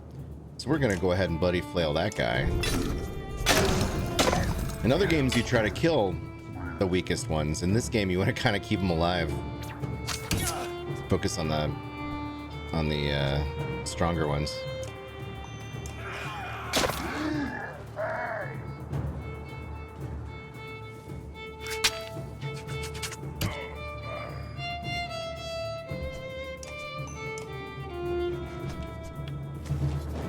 Nice.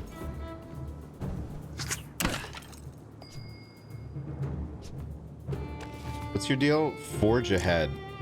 Select an ally to move forward in initiative. Oh, I don't want to do that. Let's attack this guy.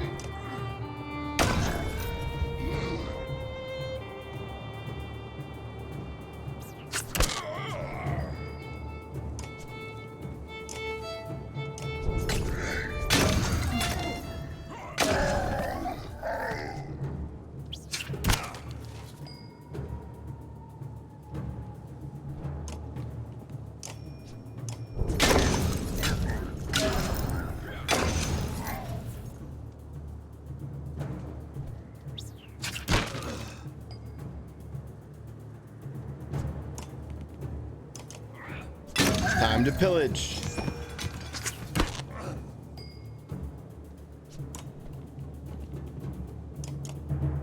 This is maybe the easiest fight we've had all day. You take a moment to survey the battlefield. The enemy is being pushed back all the way down the line. You can take this opportunity to pull back and leave combat immediately. On the other hand, chasing down more dredge would rally your fighters and save a few lives. You don't have time to rest or change your party, but a chance to loot your enemies might even reveal items they took from previous victims. I think that's a bad idea. Let's just let them go. Because it's not just like a few more, it's like a whole nother fight. And we're already hurt, and we have one person down, right? Yeah, Ivor went down.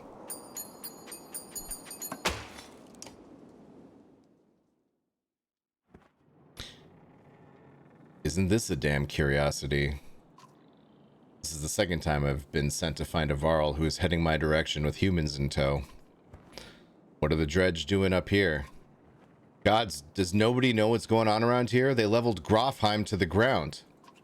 We've been losing ground for days. You're under in Einertoft now. They sent me to gather Krumer and the rest from Wormtow when we ran across this bunch of slag. And there's a lot more where they came from. This is all the Varl you've got, Krumer? What have you been doing? Eating each other? Many went to Blotzbacher. Are you telling me Grofheim is completely gone? And Wagnir's dead. Slag on our heels. The Varl you sent off north are probably dead. The world's ending. Come on, this is old news. We're gathering in Einertoft. That's where we need to go right now. Wait. Fesselt takes a long moment to look out over the caravan of men, women, and children behind you. Not them. I'll die before you send us away. You might. Fesselt draws his weapon, and the trail of Varl behind him begin to do the same. Damn it, Fesselt, who cares about that? What in the depths happened to Grofheim? Before Fesselt can reply, a low rumble grabs your attention. Growing louder by the moment. What the? What the heck? Thank you for the follow. Even though it's beyond sight, all eyes turn in Grofheim's direction as the rumbling becomes deafening, transforming quickly into cracking and splintering. It's coming closer. Hey, Ghost Hunter. We get some juice waves in the chat. Go, shouts Vassalt, taking off toward Einertoft. Don't stop until you reach Harderberg. Thanks for the lurk. Thanks, chat. That's a big old snake. That's a big old snake. Boopers, why? Why you do this?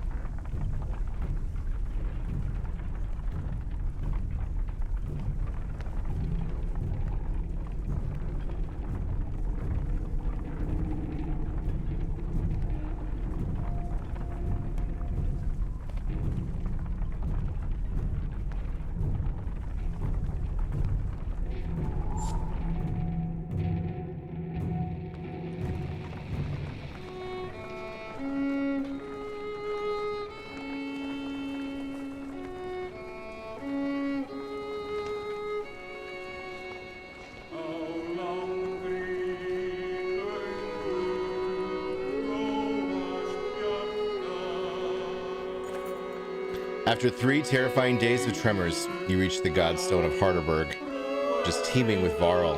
Want to know what is happening? Others busily mend makeshift defenses set up around the Godstone of Harderberg, creator of the Varl. Hold up, pants Vassalt between long gasps of air. We're gonna have a talk. You're still standing, while most of you rest up, then move on. Mountain just sank into the earth. And something is out there. You're just gonna send us away? I don't know who you are, but you're not going to Einertoft. There's a couple hundred Varl here who will back that up.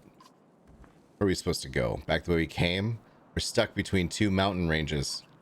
In one direction, a few thousand Varl. In the other, an army of dredge and whatever caused that quake. Einertoft is a Varl city. This shouldn't be news to a Varl. Give it a rest, Vassal. Don't you recognize who you're talking to? Surprise suddenly flashes across Vassalt's face. The other Varl are starting to come closer now. You hear Ingvar being whispered between them. I think this might be the one person you want to let into Einertoft. The humans come with me, all of them. Vassalt glances between Ivar and Krumer before stalking away, pushing past the mob of curious onlookers. Ivar, who are you? Some other time, Rook. Some other time, Shanks. You spend the rest of the day recovering. Varl come and go in packs, and most of the chatter is about the quake that just sank mountains into the earth, or the dredge that are still on their way. You hear rumors that a massive chasm opened where the earth split. Let's inspect the Godstone. The little you know about Haderborg is that he was a disciple of the Loom Mother and learned to create under her guidance. He created a few beasts, but soon became bored with simple animals and began combining man and beast, ending up with Varl. That's the myth, anyway. One thing is certain, each Varl alive today was created by Haderborg, and now the god is dead. The Varl here now are the last ones that will ever exist. A profound sadness washes over you. Krumer is already here. This is good to pay respects, he says, and you both stand there in silence. Give this to Ingvar, he says, turning to leave. It was once his, and that stubborn ass refuses to take it back. Krumer hands you a massive studded belt. Suddenly there's a lot of activity. Word comes from below to retreat to the next village over, and you soon see why.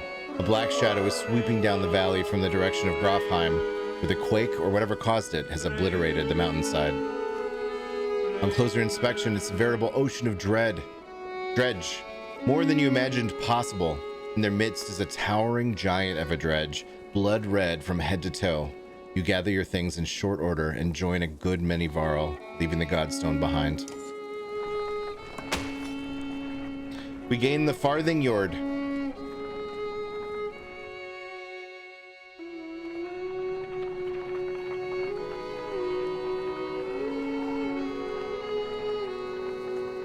Shanks, you should do the music for this game next time. As you're nodding off to sleep, shouts of fire pull you back to attention. Flames quickly consume a supply wagon and a few tents. A woman cries out, "My boy!" and points to a burning tent closest to outlying Varl.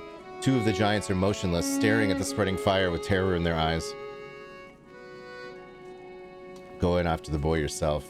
Wrapping your cloak around you, the smoke, flames, and tent become a blur as you grab the boy and slice through the back canvas with your hunting knife. You meet the ashamed look of the older Varl, while the crowd cheers on your heroic act. Unfortunately, the supply wagon did not make it. What in the depths was that about? You mutter to yourself. Something about the fire, Oddleaf tells you. I've heard of this before. They don't like it. Doesn't change what happened, you think to yourself. There's a little, some of the music's a little wah wah wah wah to me, you know, and then some of it's real good. I think in general this game suffers from like not having enough music, and then when it does happen, it's really loud. Ivor tells you we can't stay here long. It will take 3 straight days to cross Burra Pass, so stock up. There's no stopping once we leave. He takes off to speak with the other Varl about setting up defenses. Dad, says Alette, appearing at your side. I liked old Ivor. Somewhere in the back of your mind, you feel the same way. You focus on preparations instead, realizing you may be one of the first humans about to set foot in Einertoft.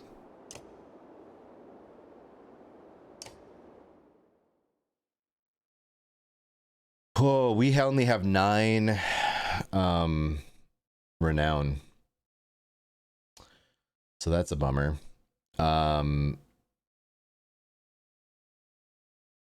Yeah. Can't really level anybody up. And we have 0 days of supplies. So that's not great.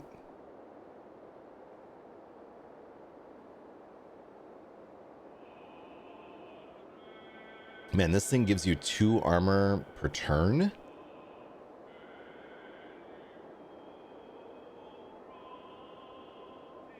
I do like the +2 break one.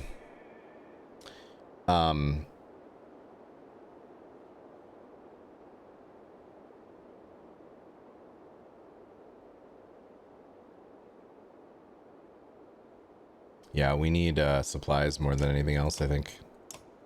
Wololo. Hey, Zealous Zamboni. There's no rest. There's no rest for us. We don't have the supplies.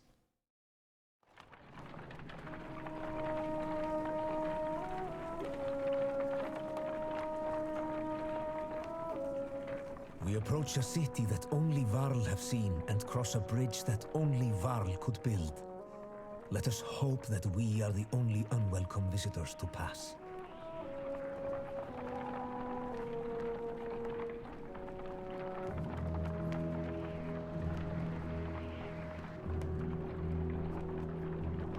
Zam could build this bridge with the power of birds.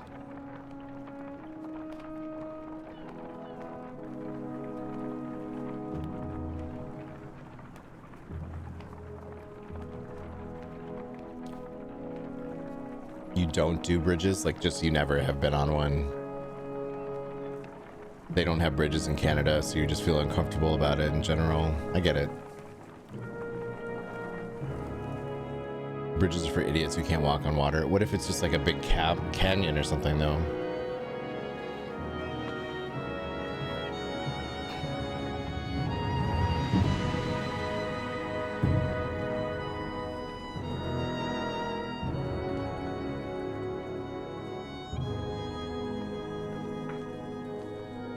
It's like water, but you have to tiptoe. The thing that you don't realize is that you're the only one that can do that. So it's not fair to try to like call other people idiots, you know?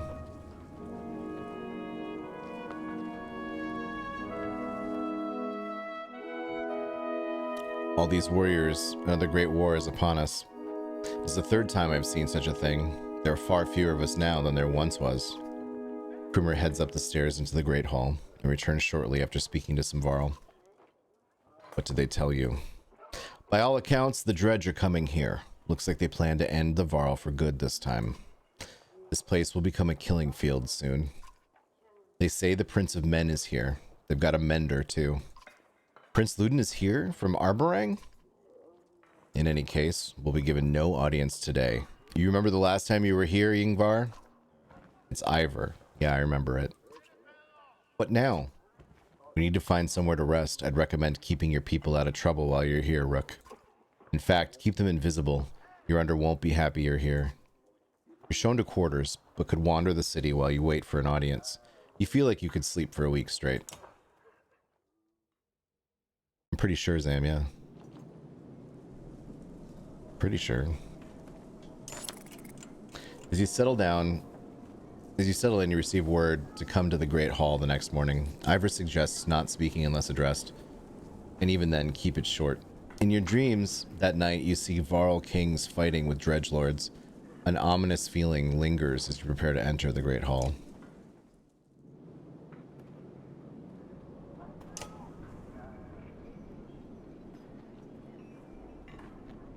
Bruh. We don't have any supplies.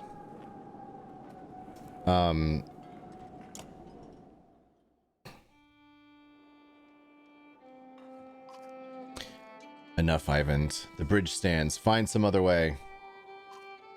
Greetings from Wormtow, you're under. I brought an ally. Who are these people? We don't have time for games. Wait, I know you.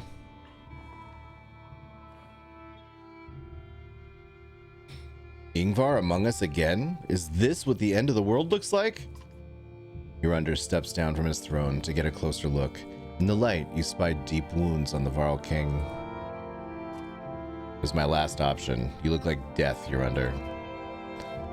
The Sunder came through Grofheim, all of them, or we would still be there.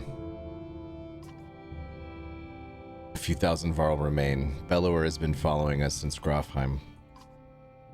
This is what he does. What will you do? To remain? There's no better place for us than here. We make our stand at Einertoft.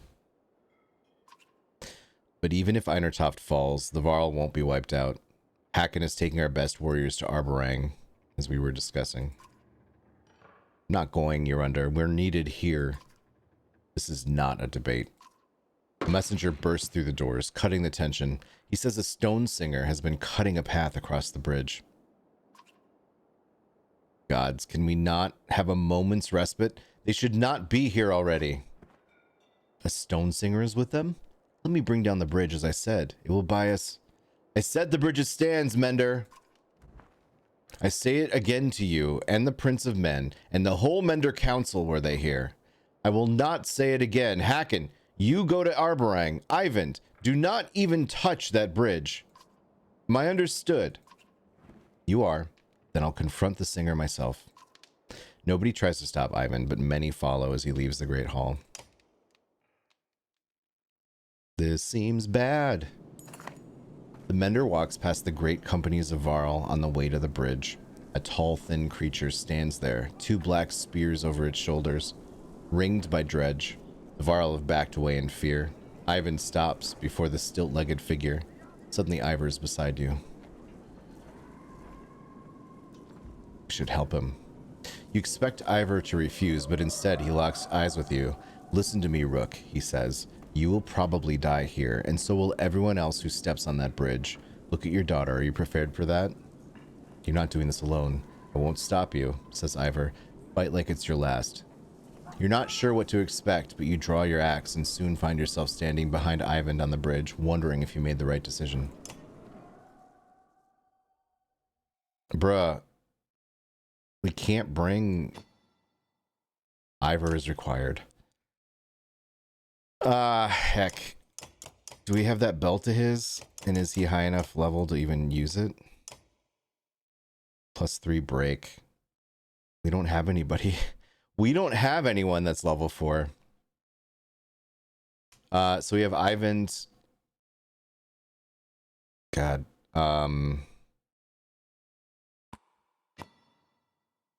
Do we want Fasalt or Krumer? I guess Fasalt, yeah. We could take... This is probably as good as it's gonna get. we're being honest. Like, I'd be tempted to take...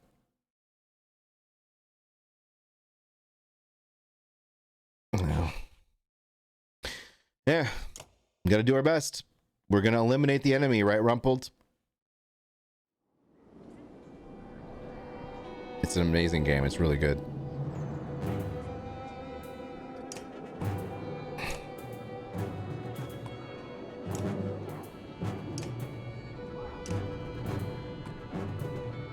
Which one of these idiots goes first? 22 and 14. 13 and 19? That's brutal, dude.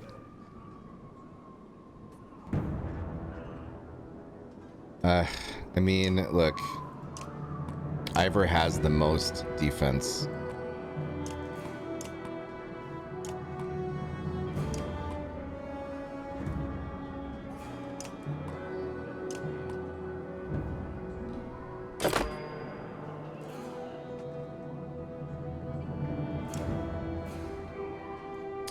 Stone Singer.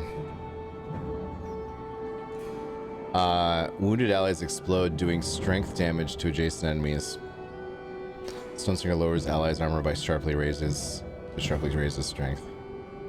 Disease Strike. When enemies are diseased on contact, losing 1 strength per turn. Cheese and rice. Alright, so that guy goes first, and then this guy with the high armor.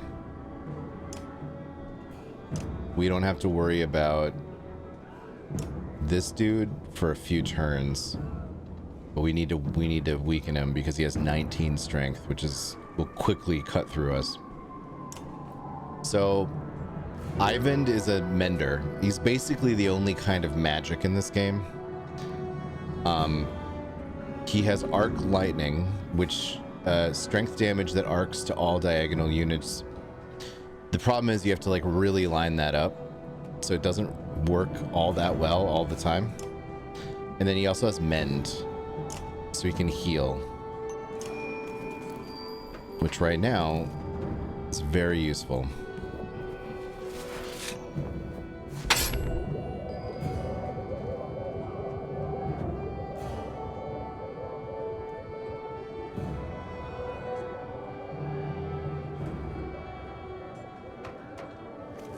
We'll move Fast Halt up, and he can break some armor on this tank. Ah, you broke your own buddy's armor, you dummy. So Ivor... Wait, we just mended him! It did nothing. Is it because he started off hurt and he just can't... get high, can't go up higher? That's really annoying.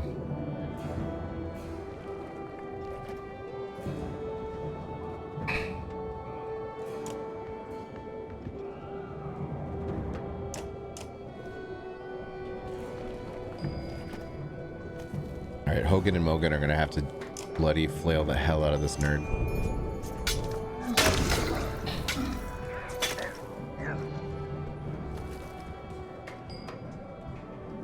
We can do 6 damage. Yes, absolutely. Max damage, please. All right, he's down to a reasonable amount of strength.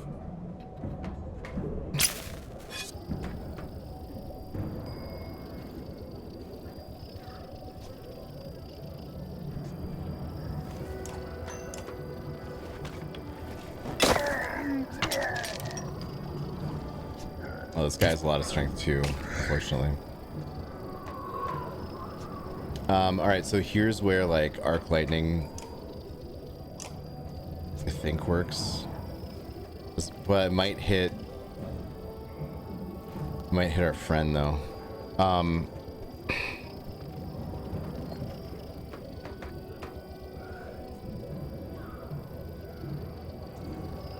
Well, so we'll mend, move him up.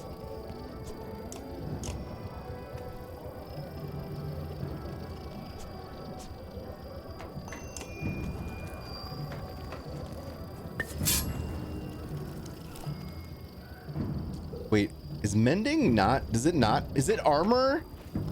It's armor and not health. That's why it didn't work.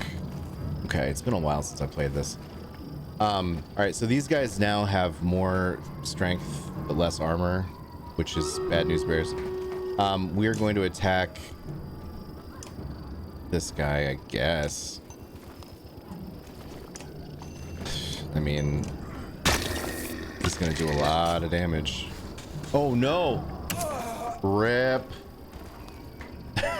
And just like that, Ivan goes down. One hit.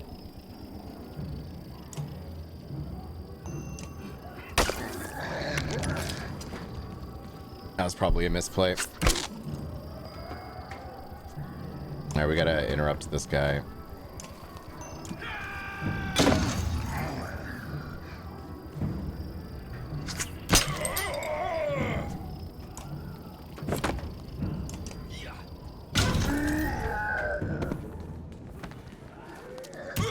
Yeah, I don't get more troops, unfortunately.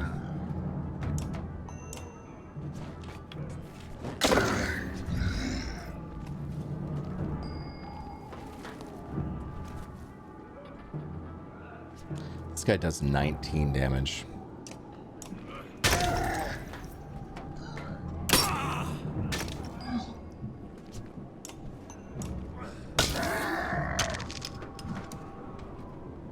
Oh, Ivor's gonna go down. Oh, maybe not. We got lucky.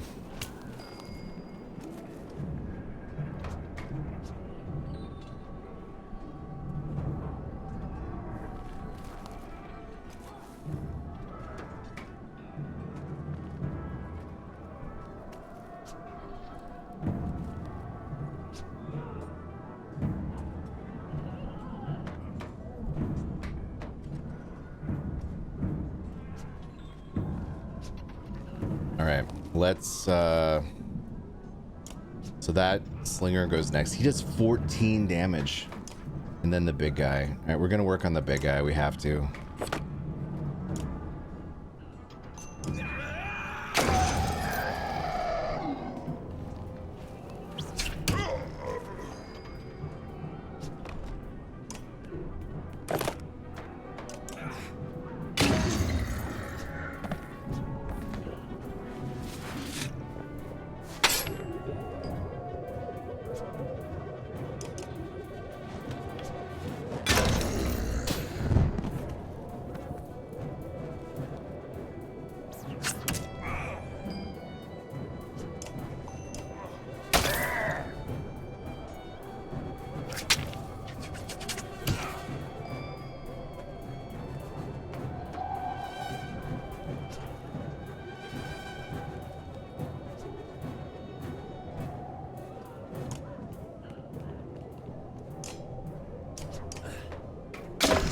I should have done Bloody Flail. What was I thinking?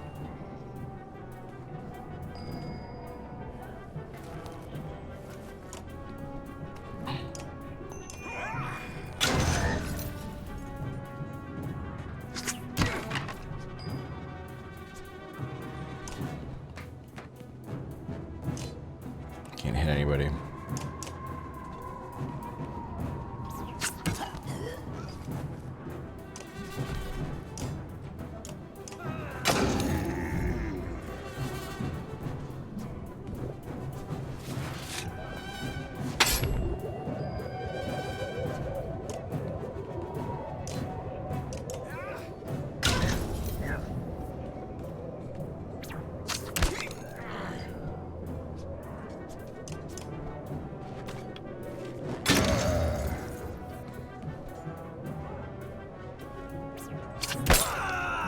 Rude.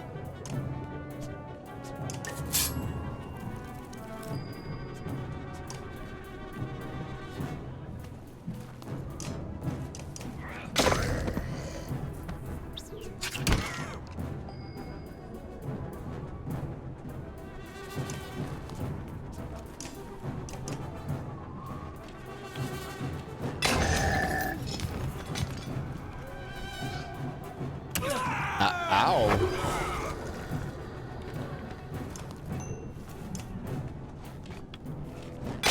Rude. What? Why does he keep getting to go? Is he immune to pillage?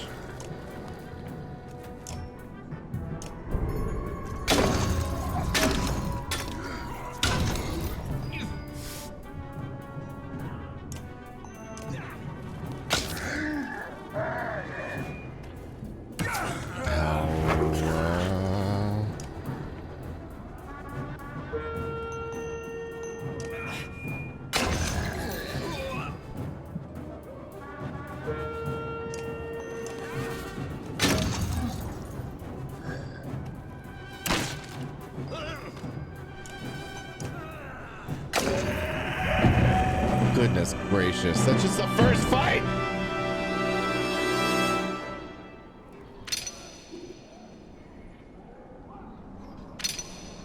Ivan, Ivor, Fassalt, Hogan, they're all injured. So we got some renown. The Stone Singer falls hard. A howl like a hurricane sweeps across the bridge. The dredge part like a black sea. From their depths steps a crimson behemoth, and a wave of sheer terror hits you like you've never felt before. Bellower. What do you call a spear that has 10-inch reach and does 1d10 healing on attack? Don't know. The ambulance. Oh, I can't.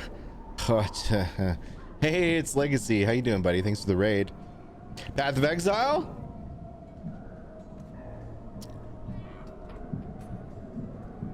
We get a shout out plus for our friend A Legacy of Gaming.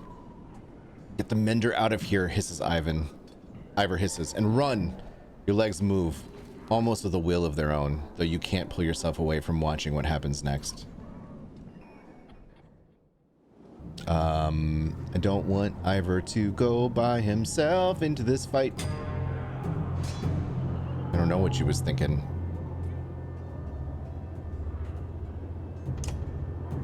He only has 6 health. Oh, Jesus Christ. He doesn't even need to move to hit us.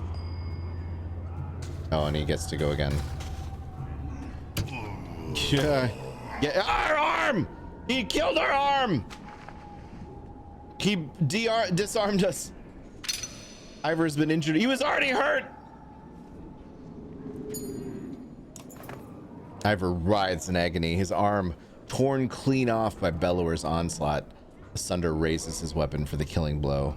Sunder, face me, screams an uncertain Ivan, stepping back into the bridge, raising his staff high. Even from here, you can see his arm trembling. You feel practically frozen in place watching.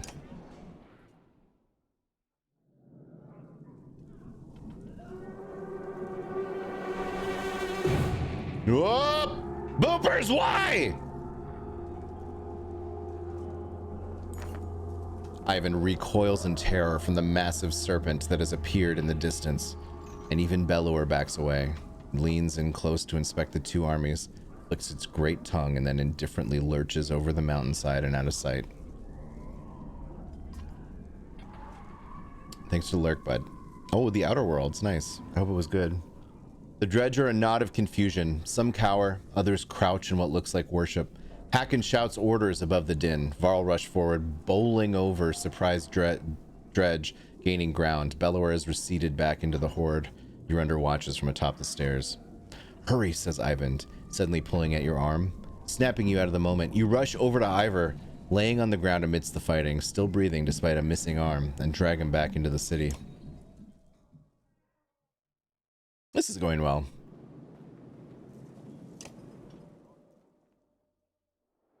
Can you save? Yes, probably. Give me silence. Nearly 3 hours pass silently as Ivan plies his trade. Flesh slowly forms and closes across Ivan's torn frame. That is as much as I can do. He should make it. Thank you. The mender looks exhausted, leaning heavily against the bed. When was the last time you slept? A couple days ago? I'm okay, I just need to sit. Before you can catch him, the mender crumbles to the floor. Chapter 5. Weary the weight of the sun. Oversensitive serpent. Right? Oh boy. Your sight swims as if underwater. Memories fly away like startled ravens before you can capture them. With great effort, you remember who you are. Juno.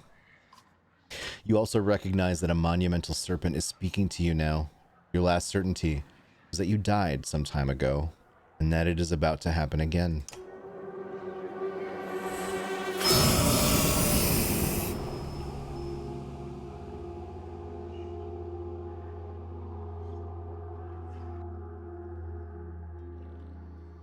Frustrating. You are slow to understand the serpent. It speaks in a language that recalls very ancient memories of words you learned long ago. You are not going to die. I suppose we must speak instead. Who are you? Who are you? My name is Juno.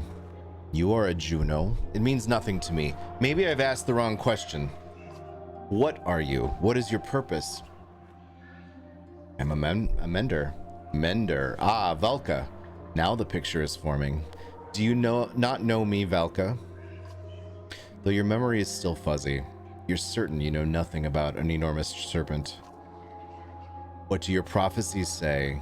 The gods gave you prophecy, fate, destiny.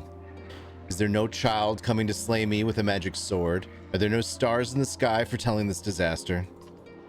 Do you truly not know? The gods are dead. Dead? How is that? Are you a god? No. The gods are silent, and before me stands one who knows not what they have done. Listen carefully, for I will give you a prophecy.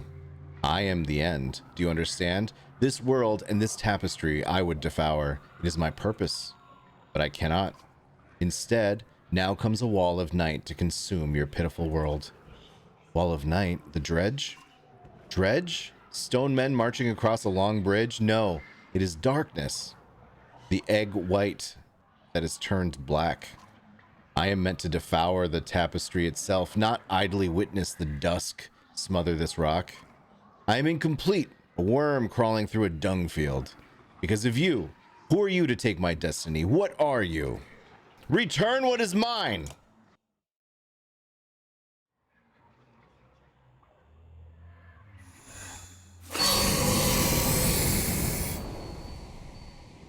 Ivan. Juno, you're alive! You're alive! How? Where are you? Wait, where am I? Sleep, I presume, or unconscious. Unconscious? I'm in Ridgehorn, I think. The serpent was trying to kill me. Now I'm talking to you. Time is moving strangely. I've lost swaths of memories. But I found you. For a short time, at least. The serpent said something about a long bridge. So I took a guess. It came after you? We saw it at Einertoft. Are you okay? It tried to turn me to ash after we spoke. I'd be surprised if that's the last we've seen of it. I could tear the land apart or crush cities if it wanted. It could. What do we do? It gets worse. A prophecy of the gods that I've never heard of. There's still prophecies out there? It was vague. Sounded like that serpent was supposed to swallow the world. Instead, some kind of darkness or nothingness is seeping from the north. It devours whatever it touches. That would explain why the dredge are swarming on us like someone kicked an anthill. Ivan, are you in danger? You could say so. Bellower is here. The Varl are holding him off, but not for much longer, I think. Of all the Sunder, why the immortal one? Bellower, that is the worst of luck. I would have you come to me, but we will have to do this the hard way. Listen closely. I will return to Strand and find passage down the Red River. You must leave Einertoft and meet me in Seegerholm. Juno will never make it to Seegerholm. Bellower is about to overtake us. The Varl won't listen to a thing. Find a way. Do whatever it takes. I will not be able to contact you again before Seegerholm. Go. And Ivan. Yes? I love you.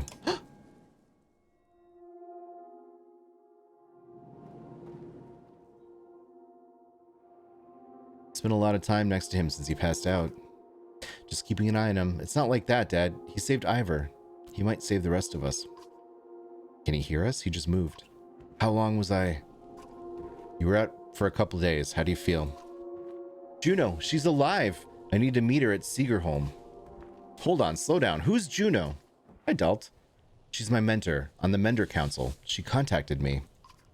Contacted you how? She's not like most Menders. What happened here since I passed out?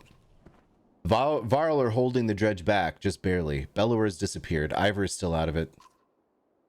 Urander sent Hacken, Luden, and a couple hundred Varl away to Aberrang. I don't know how long we'll be able to hold out here. Rook, I need your help. Take me to Seegerholm. Juno is going to meet us there. Seegerholm? That's got to be a week away at least. And just abandon Einertoft? Maybe, or no, I could destroy that godforsaken bridge myself. That would delay the immediate threat, but Urander will never agree to it. I need to understand a few things, Ivan. Why won't the Varl King destroy the bridge? Can't completely understand it myself. The last time I mentioned it, he made his mind very clear. He'll let the city and the rest of the world fall before that damned bridge.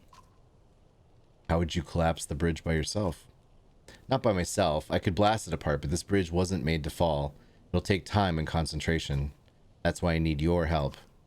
And the Varl will try to stop me. It could mean holding off both the dredge and the Varl. What do we do about Bellower? I can't stop him, but I believe Juno can. That's why we need to go. We could just leave. And let the Varl die to give us a head start? It's not my first choice. I've done everything I can on my own. What is going on around here? That serpent, Bellower? Look, I know things are... It's a long story. How well do you know history? We're from a very small town in the woods. I'll keep it short. You know how men in Varl were made. The Loom Mother, the other gods. In the First Great War, the armies of men in Varl hated each other. They fought bitterly for land and dominance. Then one of the gods created the dredge, and they were such a threat that unless men in Varl set aside their differences, they threatened to wipe out both races. So they did. They ended the war, pushed the dredge into the north, and formed an alliance that has held ever since.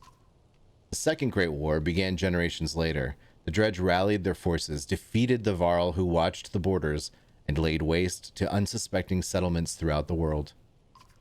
They were led by Sunder, a powerful dredge, warlords and weavers, like Bellower. Led by Sunder, powerful dredge warlords and weavers, like Bellower. He was there in the Second Great War. Humanity was on the brink of extinction when the inner circle of menders went forth and finally sent the Sunder and the dredge deep underground. For the most part, the dredge haven't tried to return since. Well, until now. Those menders were called Valka.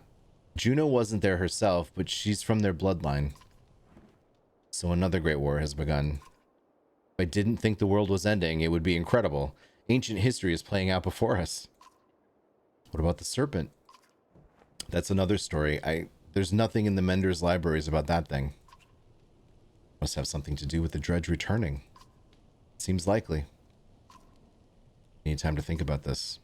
Understand. Be quiet. Quick, Rook. There has to be some way to... I can't believe the Varl would be so stubborn. Speak to your under yourself. He's in the Great Hall. Maybe you'll have more luck. Or maybe he'll put your head on a spike. Rook, I hate to put all this on your shoulders, but I've got few friends here. Come to a decision quickly. Either way, we can't stay. We have to make it to Seegerholm. Juno will know what to do.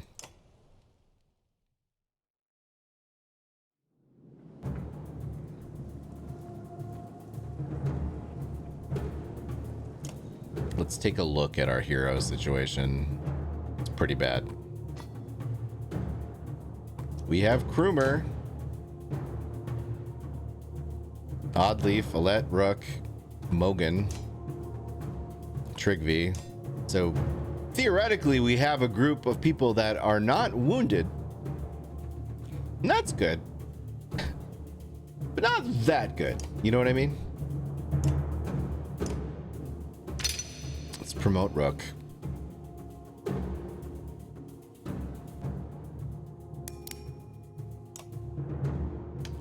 He's level 3.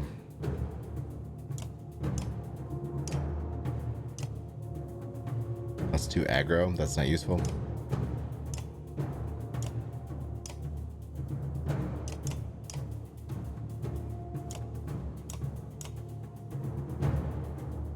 Oddly, everybody has something except Krumer. Krumer is such a basic B right now. All right.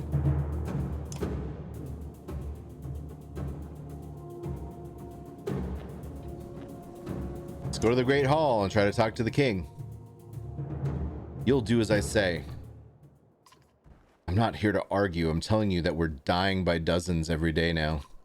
You sent our best away with Hacken. How long do you expect us to last? You asked for this command, Fassalt. Don't let them get across that bridge. Fassalt takes his leave just as you approach. Not great timing, you think to yourself. Thank you for the audience. I forget your name. Rook. Rook, how is Ingvar? Will he survive? I think so. I remember Ingvar well enough. He hasn't told you why he faced down Bellower, did he? It would be interesting to hear. Ingvar confronted Asunder in his youth during the Great Wars. He won that fight. None other but the Menders have done that. He He proved us stronger. Maybe he thought to do it again. Ivor killed Asunder?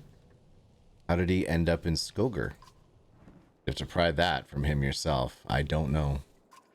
He disappeared when the last king tried to name him Kender. It occurs to you that Yurander would not be on the throne now had that happened. Why are you here, Rook? Be brief. That bridge needs to be destroyed. Oh, you have the answers. Wonderful. Come sit upon the throne. Every man I've ever met thinks he'd rival the gods himself if only he were in charge. I'm over 400 years old, and I know that I know little. You are a child, an infant, yet you know everything. Listen, human, the story is not about you. If you jumped from that bridge today, the world would not change. Now either help Fasalt retake it, or leave my city. I don't care which. Guards are quick to usher you from the Great Hall. You don't resist. You're over.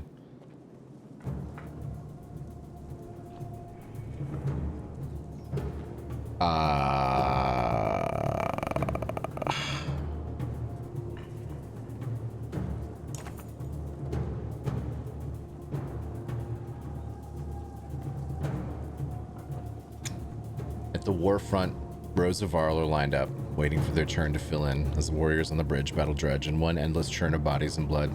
Fasalt catches your eye in between giving orders. You lost, human? Offer to help. Fair enough. Fair enough, Fasalt admits. I'm not going to argue against putting you on the bridge. We've got plenty of wounded here as well, if you can work out a needle. We'll fight on the bridge. Fasalt nods and puts you in line with the others. Don't be a hero, he grunts. Kill a few and come back alive. Slow terror starts to creep in from one waiting to go into battle, but eventually you find yourself face to face with rows of dredge packed shoulder to shoulder.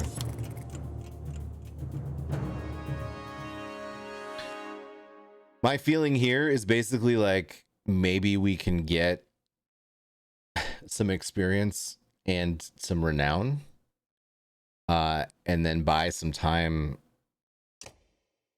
for our others to heal. I don't know. It's not a good scenario for us right now.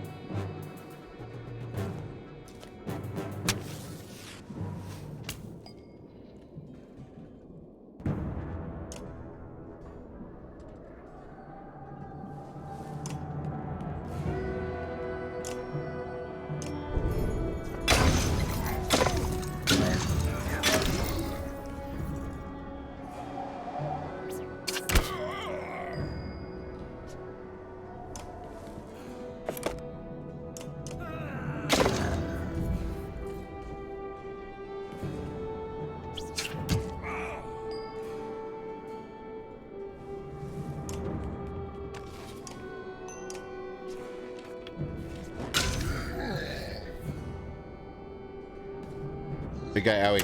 Ah, shit.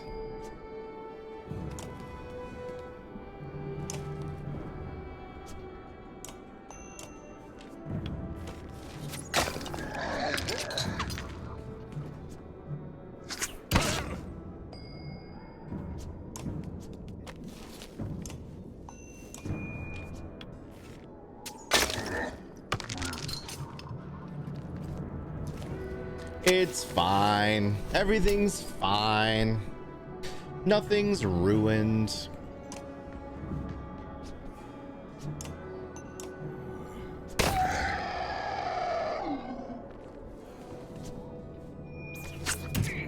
Jeez.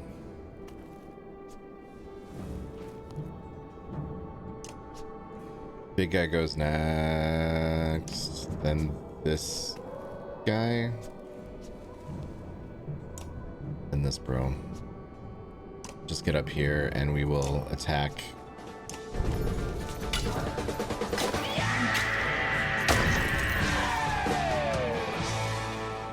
What? Had Daddy B just subscribed.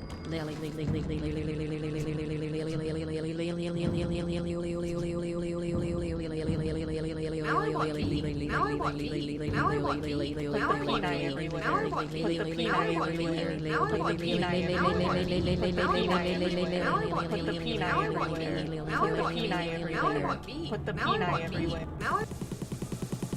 peni everywhere! Put the peni everywhere! Where? Put the peni everywhere! Oh, penis. Cat Daddy Boo, thank you for resubscribing for 38 months. That's a lot of best friendship, but I appreciate you.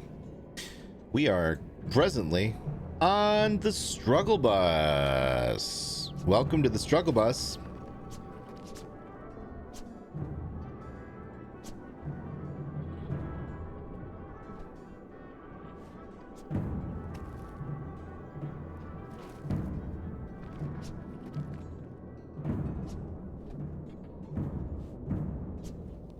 Hello.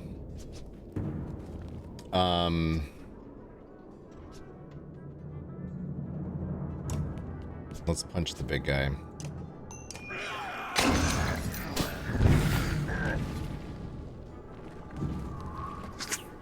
Ow.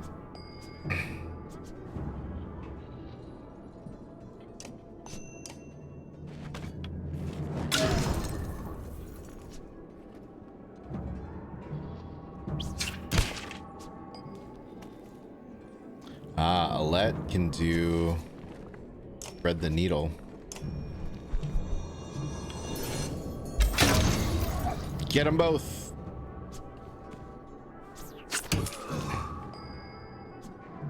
That was rude.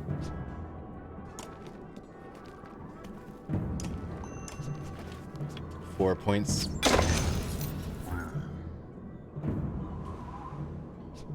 Ooh. He's trying to tuning fork us, huh?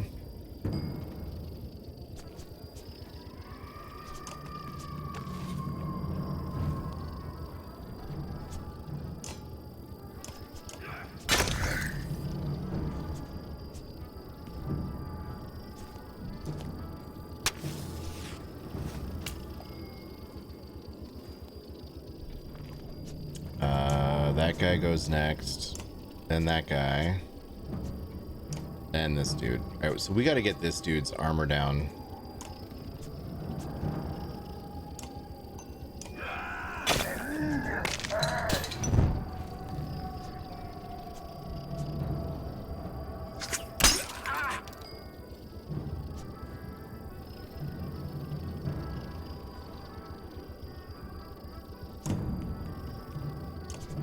So we can get his strength down. So he can't just murder us in one hit. Hurtful. And let's do thread the needle once more.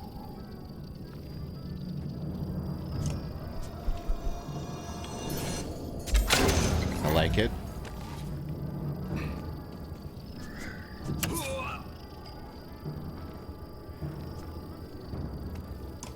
We're gonna move Alette and kill this guy before he gets to call in reinforcement. Out.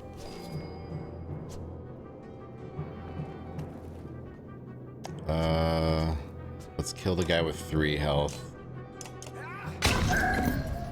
Leave the 2 with 1 health each.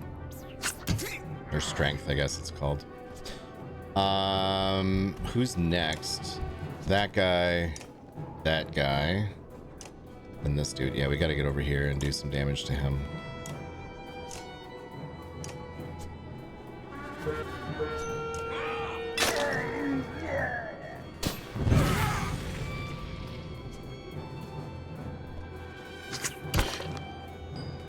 Rude. This guy's next, then this bro. So we, again, need to do some damage to this bro, because he's the one that can actually hurt us a lot.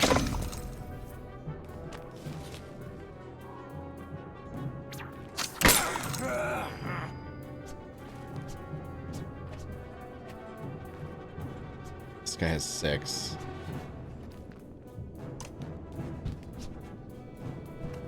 They both have 6. So does this guy. All right. I'm gonna do that. Try to mitigate this. This is gonna hurt. Okay. So big guy is next. Take him down to 1 strength. Oh, didn't get to go. All right, I'm not gonna argue. Go up here and attack this guy.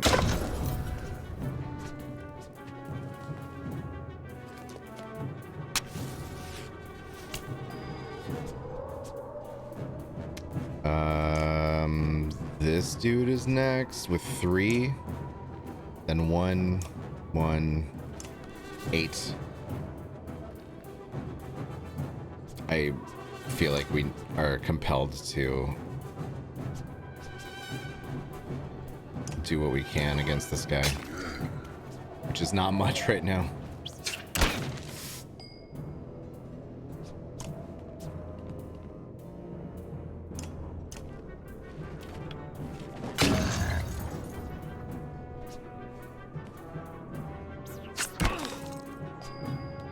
All right, Alette can thread the needle.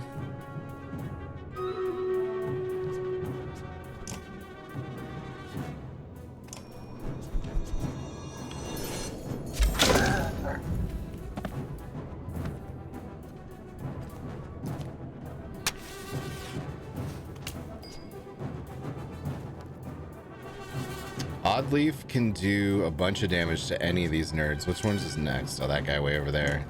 Then big guy, who we're not super afraid of. Then this dude. Let's get this dude. Take him down to 2. Ow.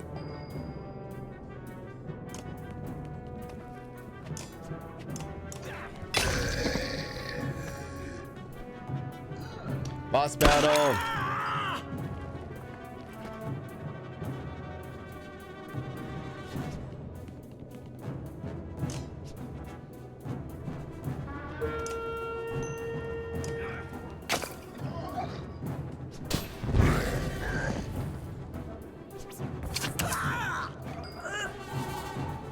I was hoping we could keep Trig V alive. Or not downed, you know?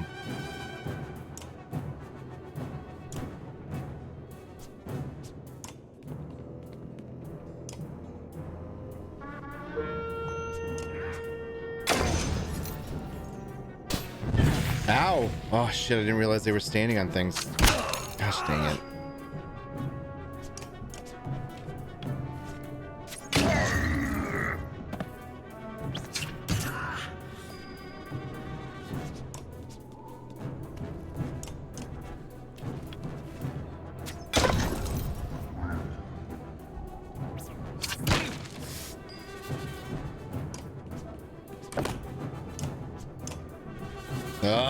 Not Rook.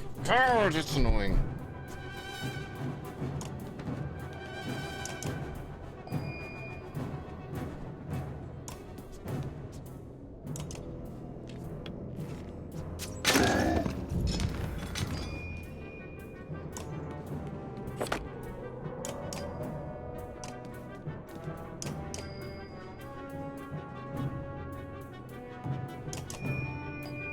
Are these, is he really not going to advance? Because I'll rest all day.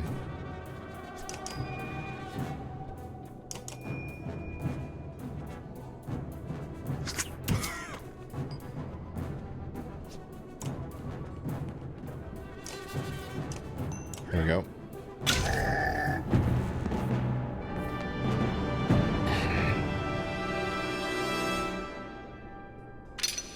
Krumer has been injured.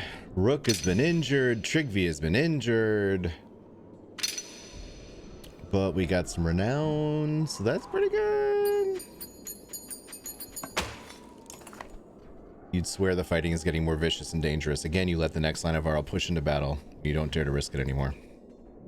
Come back tomorrow if you're looking for more, says Vassal. You sleep poorly. Ivan's suggestion to collapse the bridge, repeating in your mind.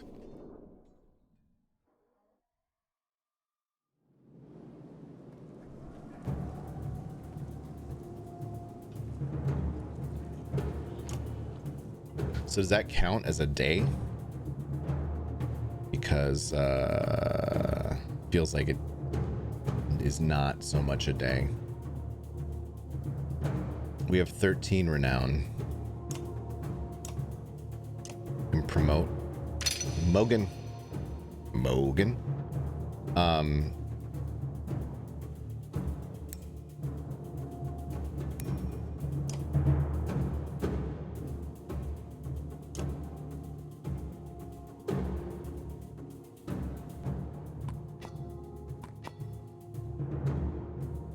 This is Yikes on Bikes. Whoops. Onif can go in, even though he's pretty much garbage. We can put Ivan in, and he can basically just play like defense.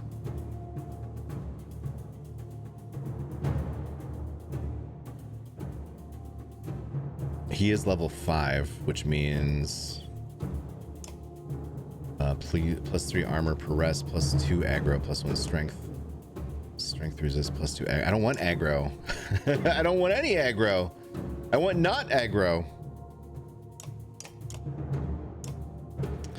+2 aggro. Gosh dang it, man.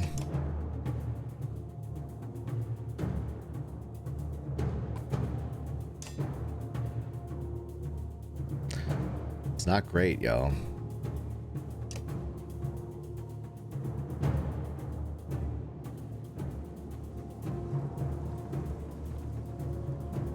There's no rest option, is one of the problems.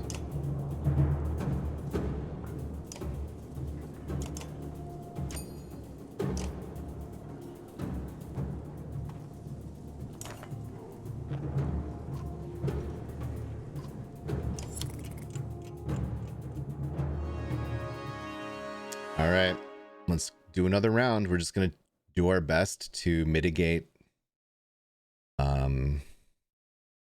any losses, and that's all we can do, man.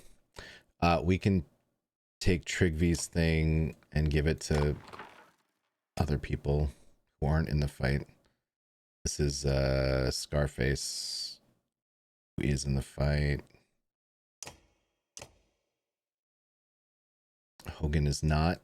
He has +3 willpower. We can give that to Ivan for now. Okay.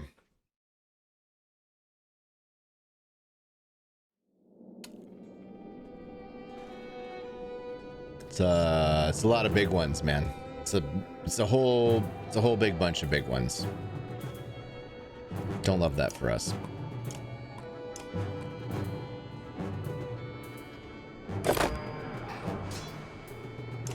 All right, so that guy goes first, and his range is here, so we're just not gonna move forward.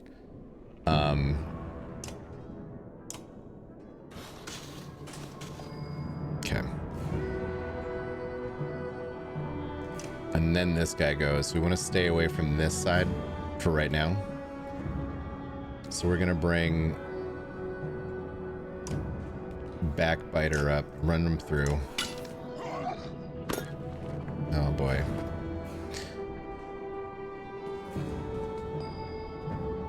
Oh boy.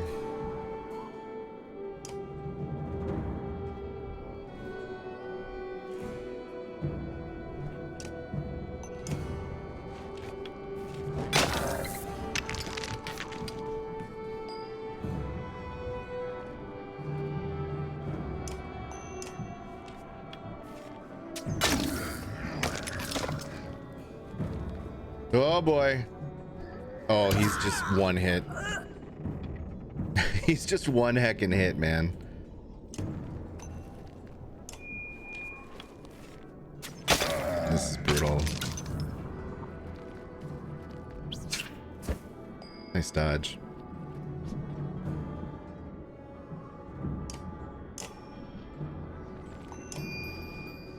Arc lightning. That doesn't go diagonal to this guy? I'm confusion. All right, big guy's up next. We have to take his strength down.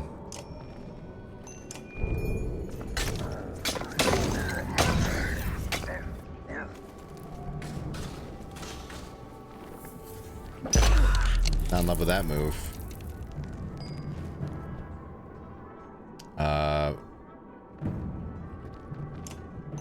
Let's just kill him.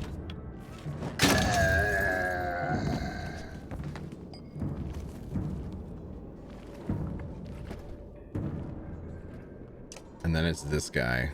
Ugh. Bro?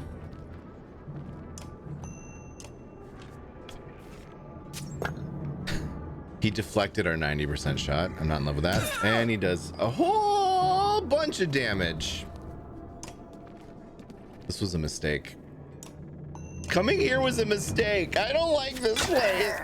I'm afraid. Oh no. 23!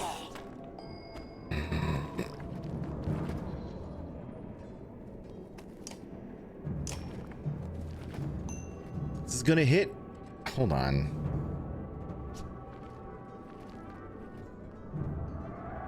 It's gonna hit a let. My target over here. No, it did hit her. Gosh, heckin' heck.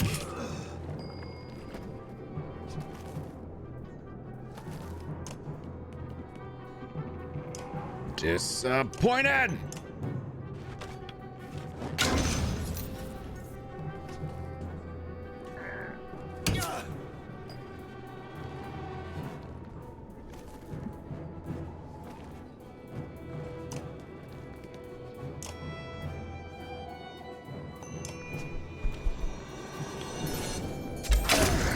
Oh, my hit! My own body! God, this is the second friendly fire incident. That's so bad. Why? Why? Why am I like this? I blame boopers.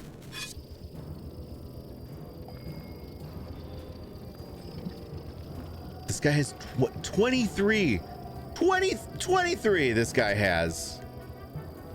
He's got 23. 23 what, you may ask? When is it his turn? Not next. All right, so we can move Ivan away and maybe mend Rook. Get his armor back up. There we go. No, no! Ah, I didn't think he had the reach.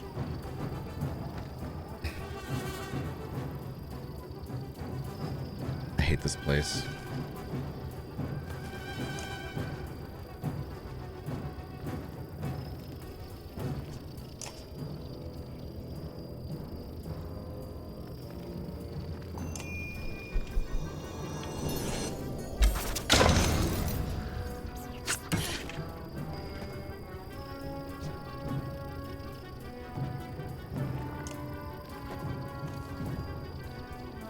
What I don't understand is her passive is bonus strength damage when stationary, and it doesn't seem to matter whatsoever. Bishop girl. Yeah, I'm playing it on hard and I'm at a pretty massive disadvantage to begin with. And Ivan goes down. All right then, game. I see you.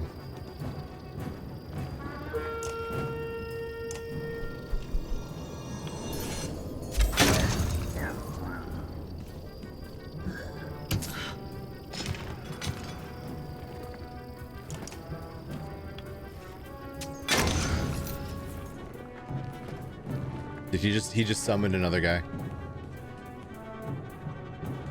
It's been nice. Protected. Oh god.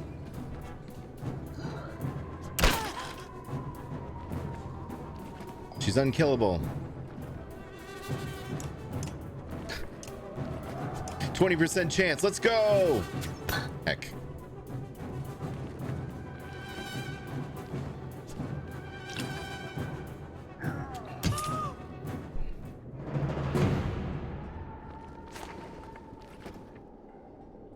I'm not sure what happens now. Did we just lose the game? The dredge on the bridge are vicious.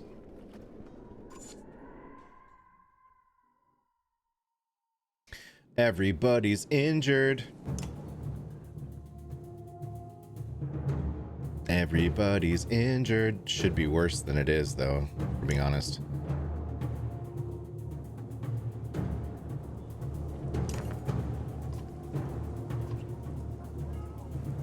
Oh, I'm sorry. I'm completely thinking it was going to be the same thing, and it wasn't. Ivor, you yell, but he doesn't reply, plunging his axe into the nearest dredge before kicking it over the side of the bridge. Come on, he screams at the black horde, cursing, you rush to his side in battle. I thought we were going to help grab some bodies away. I thought we were going to grab some bodies. Gosh dang it, man. Ivor, why? Why are you like this? No more trinket for you, Onif. Sheesh. This is terrible.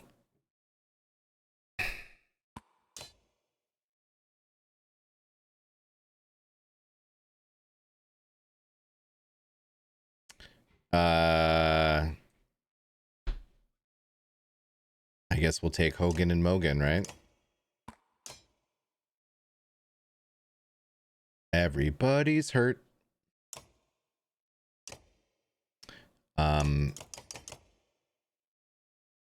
Ivor is level 3.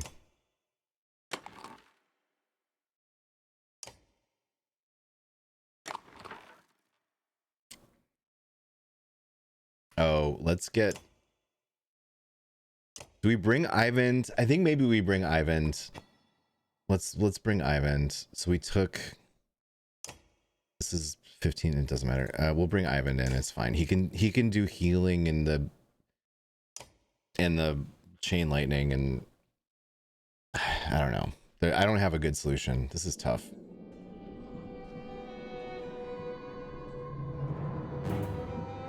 All right, so they have not very strong, not very strong, not very strong, and then 7. There's a little tanky guy, another tanky. They don't have huge hitters here. This is a winnable battle as long as we're smart, which I know is asking for a lot, but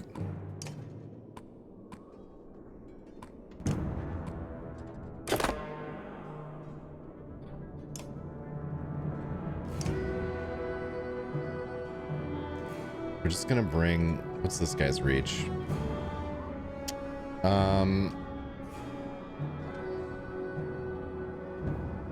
He goes after Hogan, Mogan, Rook, and Alette.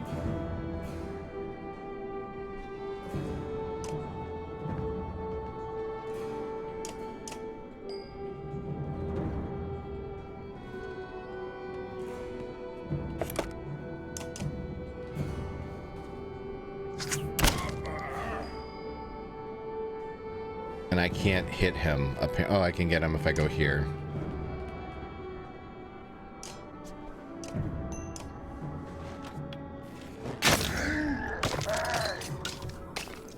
Ooh, that was a nice cascade.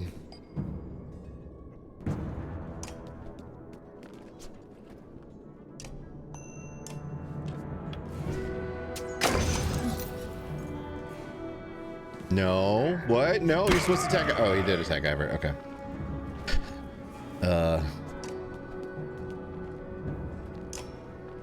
Yeah, there's. You're doing nothing, Oddleaf. Why are you doing nothing, Oddleaf? Oddleaf enough.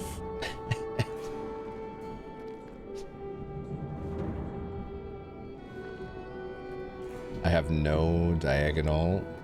Nobody's armor is wrecked. I mean, I can lightning one guy, I guess.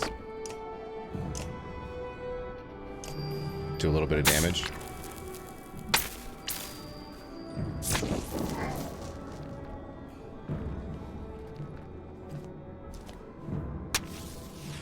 Bishop girl, how are you doing today?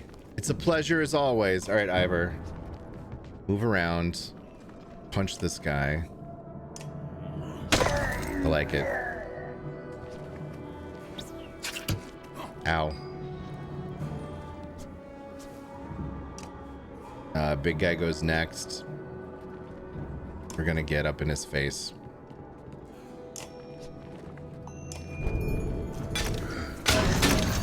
Nice crit. Rude.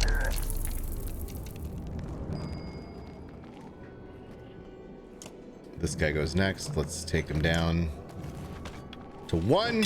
I like it. He's not gonna be doing a whole lot of damage that way. Okay, Alette. You can not really damage this bro, and he goes next. We gotta move Alette, right? He's probably gonna go for Ivor, but what we'll do is we'll move... Whose Shatterstone is this? If I move Alette here, she's gonna get blowed up.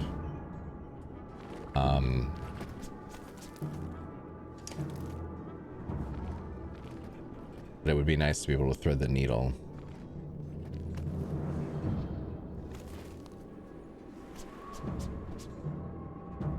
We'll just move her back here, and we will whittle him down a little bit. -2, it's fine. Ah, jeez, bud. Didn't see that one coming, if we're being honest. I figured he'd hit Ivor, or maybe Alette.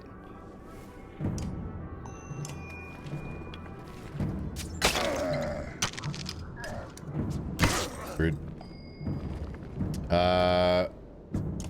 That big guy goes next. Well, he can hit Oddleaf, I guess. He probably will try. And then the raccoon. Man, we got a little ways. We could bring Ivor back here and whittle this guy down a little bit. Oh, 20%. I hate this. It's not my favorite.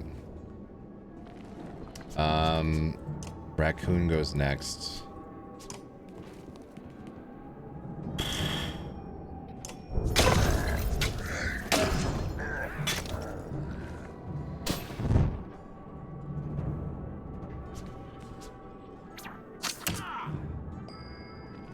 Okay.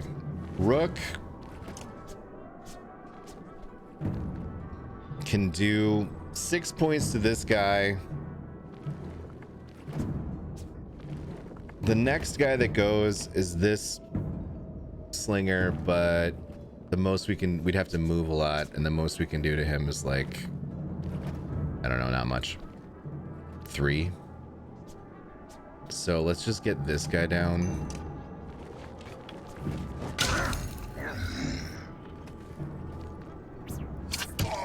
That's a bummer, dude. That's unfortunate. Big guy goes next. Alette can go here, and you can thread the needle.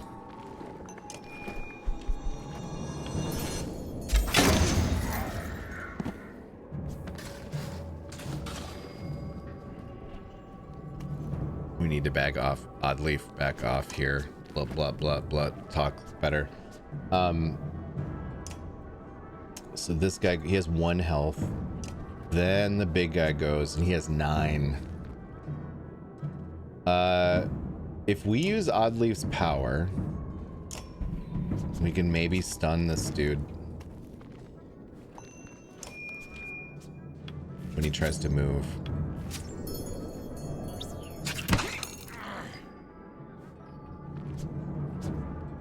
Okay, so big guy goes. Or is it the little guy? Heck, it might be the little guy. Then that big guy goes. Cheese and rice. I made mistakes.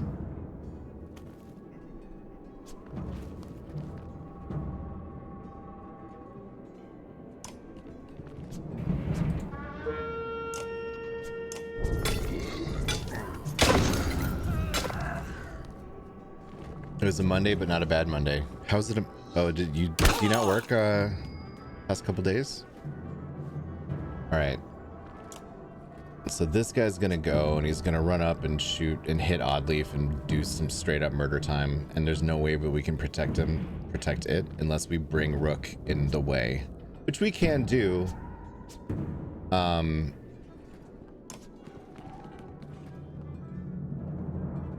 It's not great.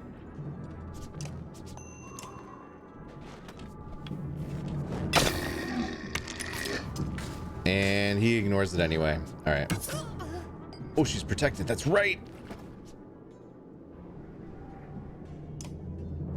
It's way back there.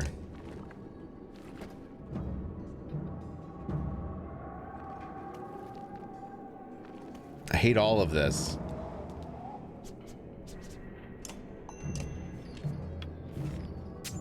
We are not going to win this battle, I don't think.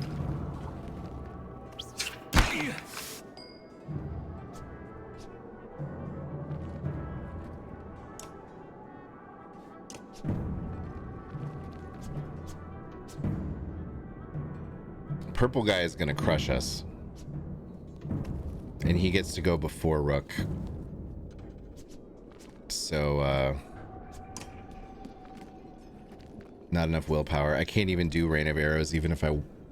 Like, I could maybe stun him. But I couldn't. I can't, because, you know, I can't. And her strength is at 1, so she can barely do any kind of damage to any of these guys. Chev, we're in trouble.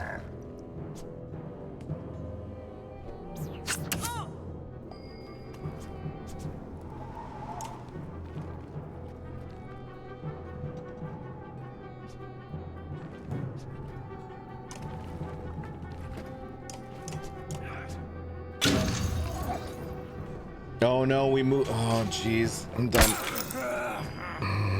Okay.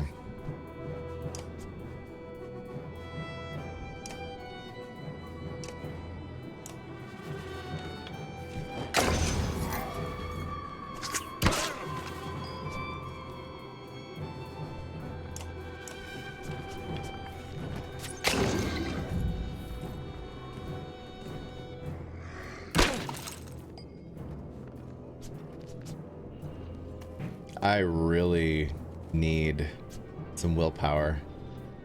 I don't have any.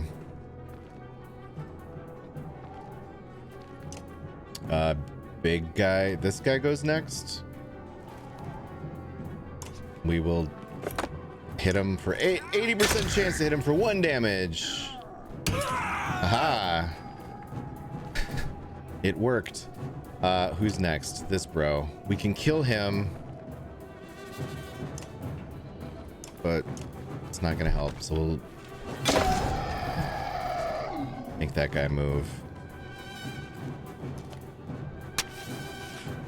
That's a bold strategy, Cotton. Let's see how that plays out. All right, so this guy's next, and we can kill him. But then purple guy will immediately go, and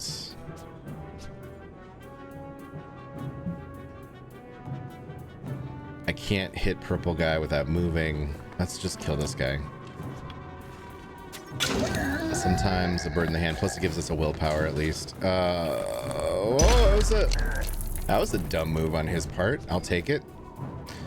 I mean, they're all whittled down except for the 2 big guys, so we're gonna keep the little guys alive. And we have a willpower now, so we're gonna use it. We're gonna use it, and we're gonna bloody flail. Nice crit.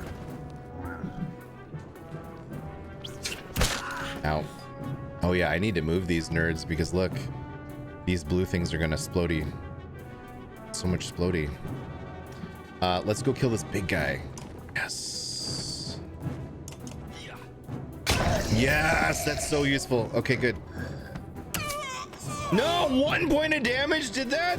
Son of a biscuit eating bulldog. Who goes next? That guy, then purple guy.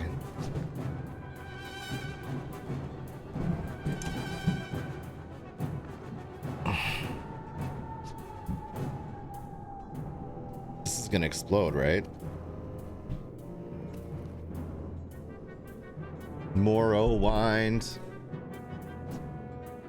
Are you sure the game is plugged in?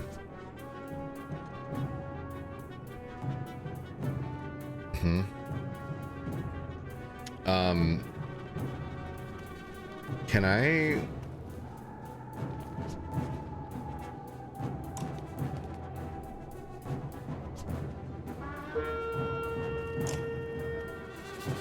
thread the needle? Yo, what a shot! That was a twofer, my friends. Ow.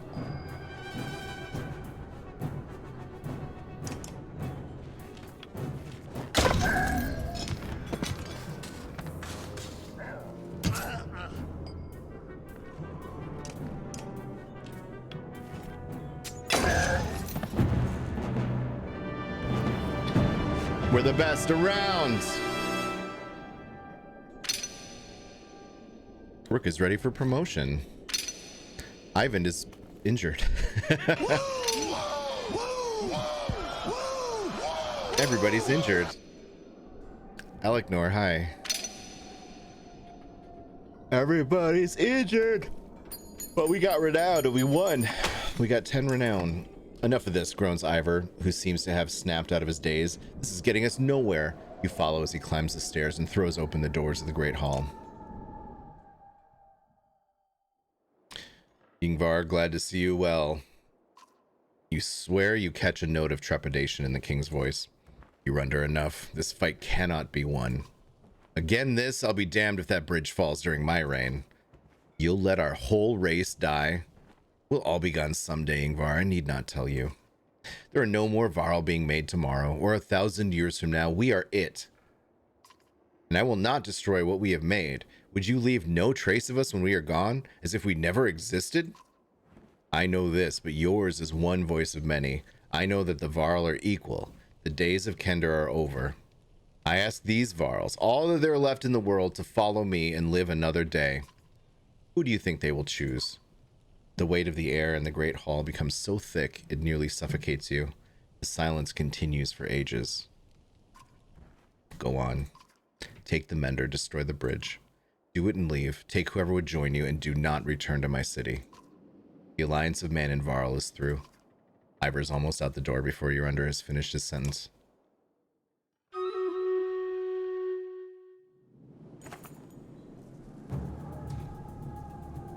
Led by Ivor, the Varl push hard one last time against the dredge, until there's room enough for Ivan to take position and start raining down lightning bolts on the bridge supports. Before long, the masonry is a shattered mess and begins to give away under its own weight. Varl and dredge alike race to escape the collapse. When the dust clears, there's a gulf between you and the furious dredge. They won't be crossing this way. You've gotten what you wanted, says Urander. Now leave. If I ever see man or mender again, it will be too soon. Ivan tells you, Juno will be waiting for us in Seegerholm. Despite the end of the immediate threat, many Varl choose to join Ivor instead of following Urander. You depart with a long caravan at your heels. Chapter 6. Of our bones, the hills.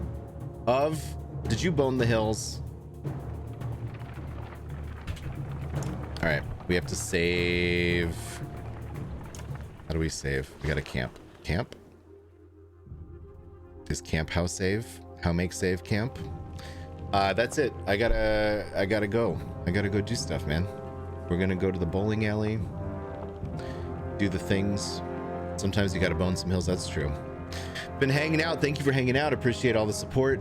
Whether you've been chatting, lurking, resubbing, appreciate it. We're gonna be back tomorrow at 4:30 p.m. for the Boob Show, featuring Juice as we return to Small Land.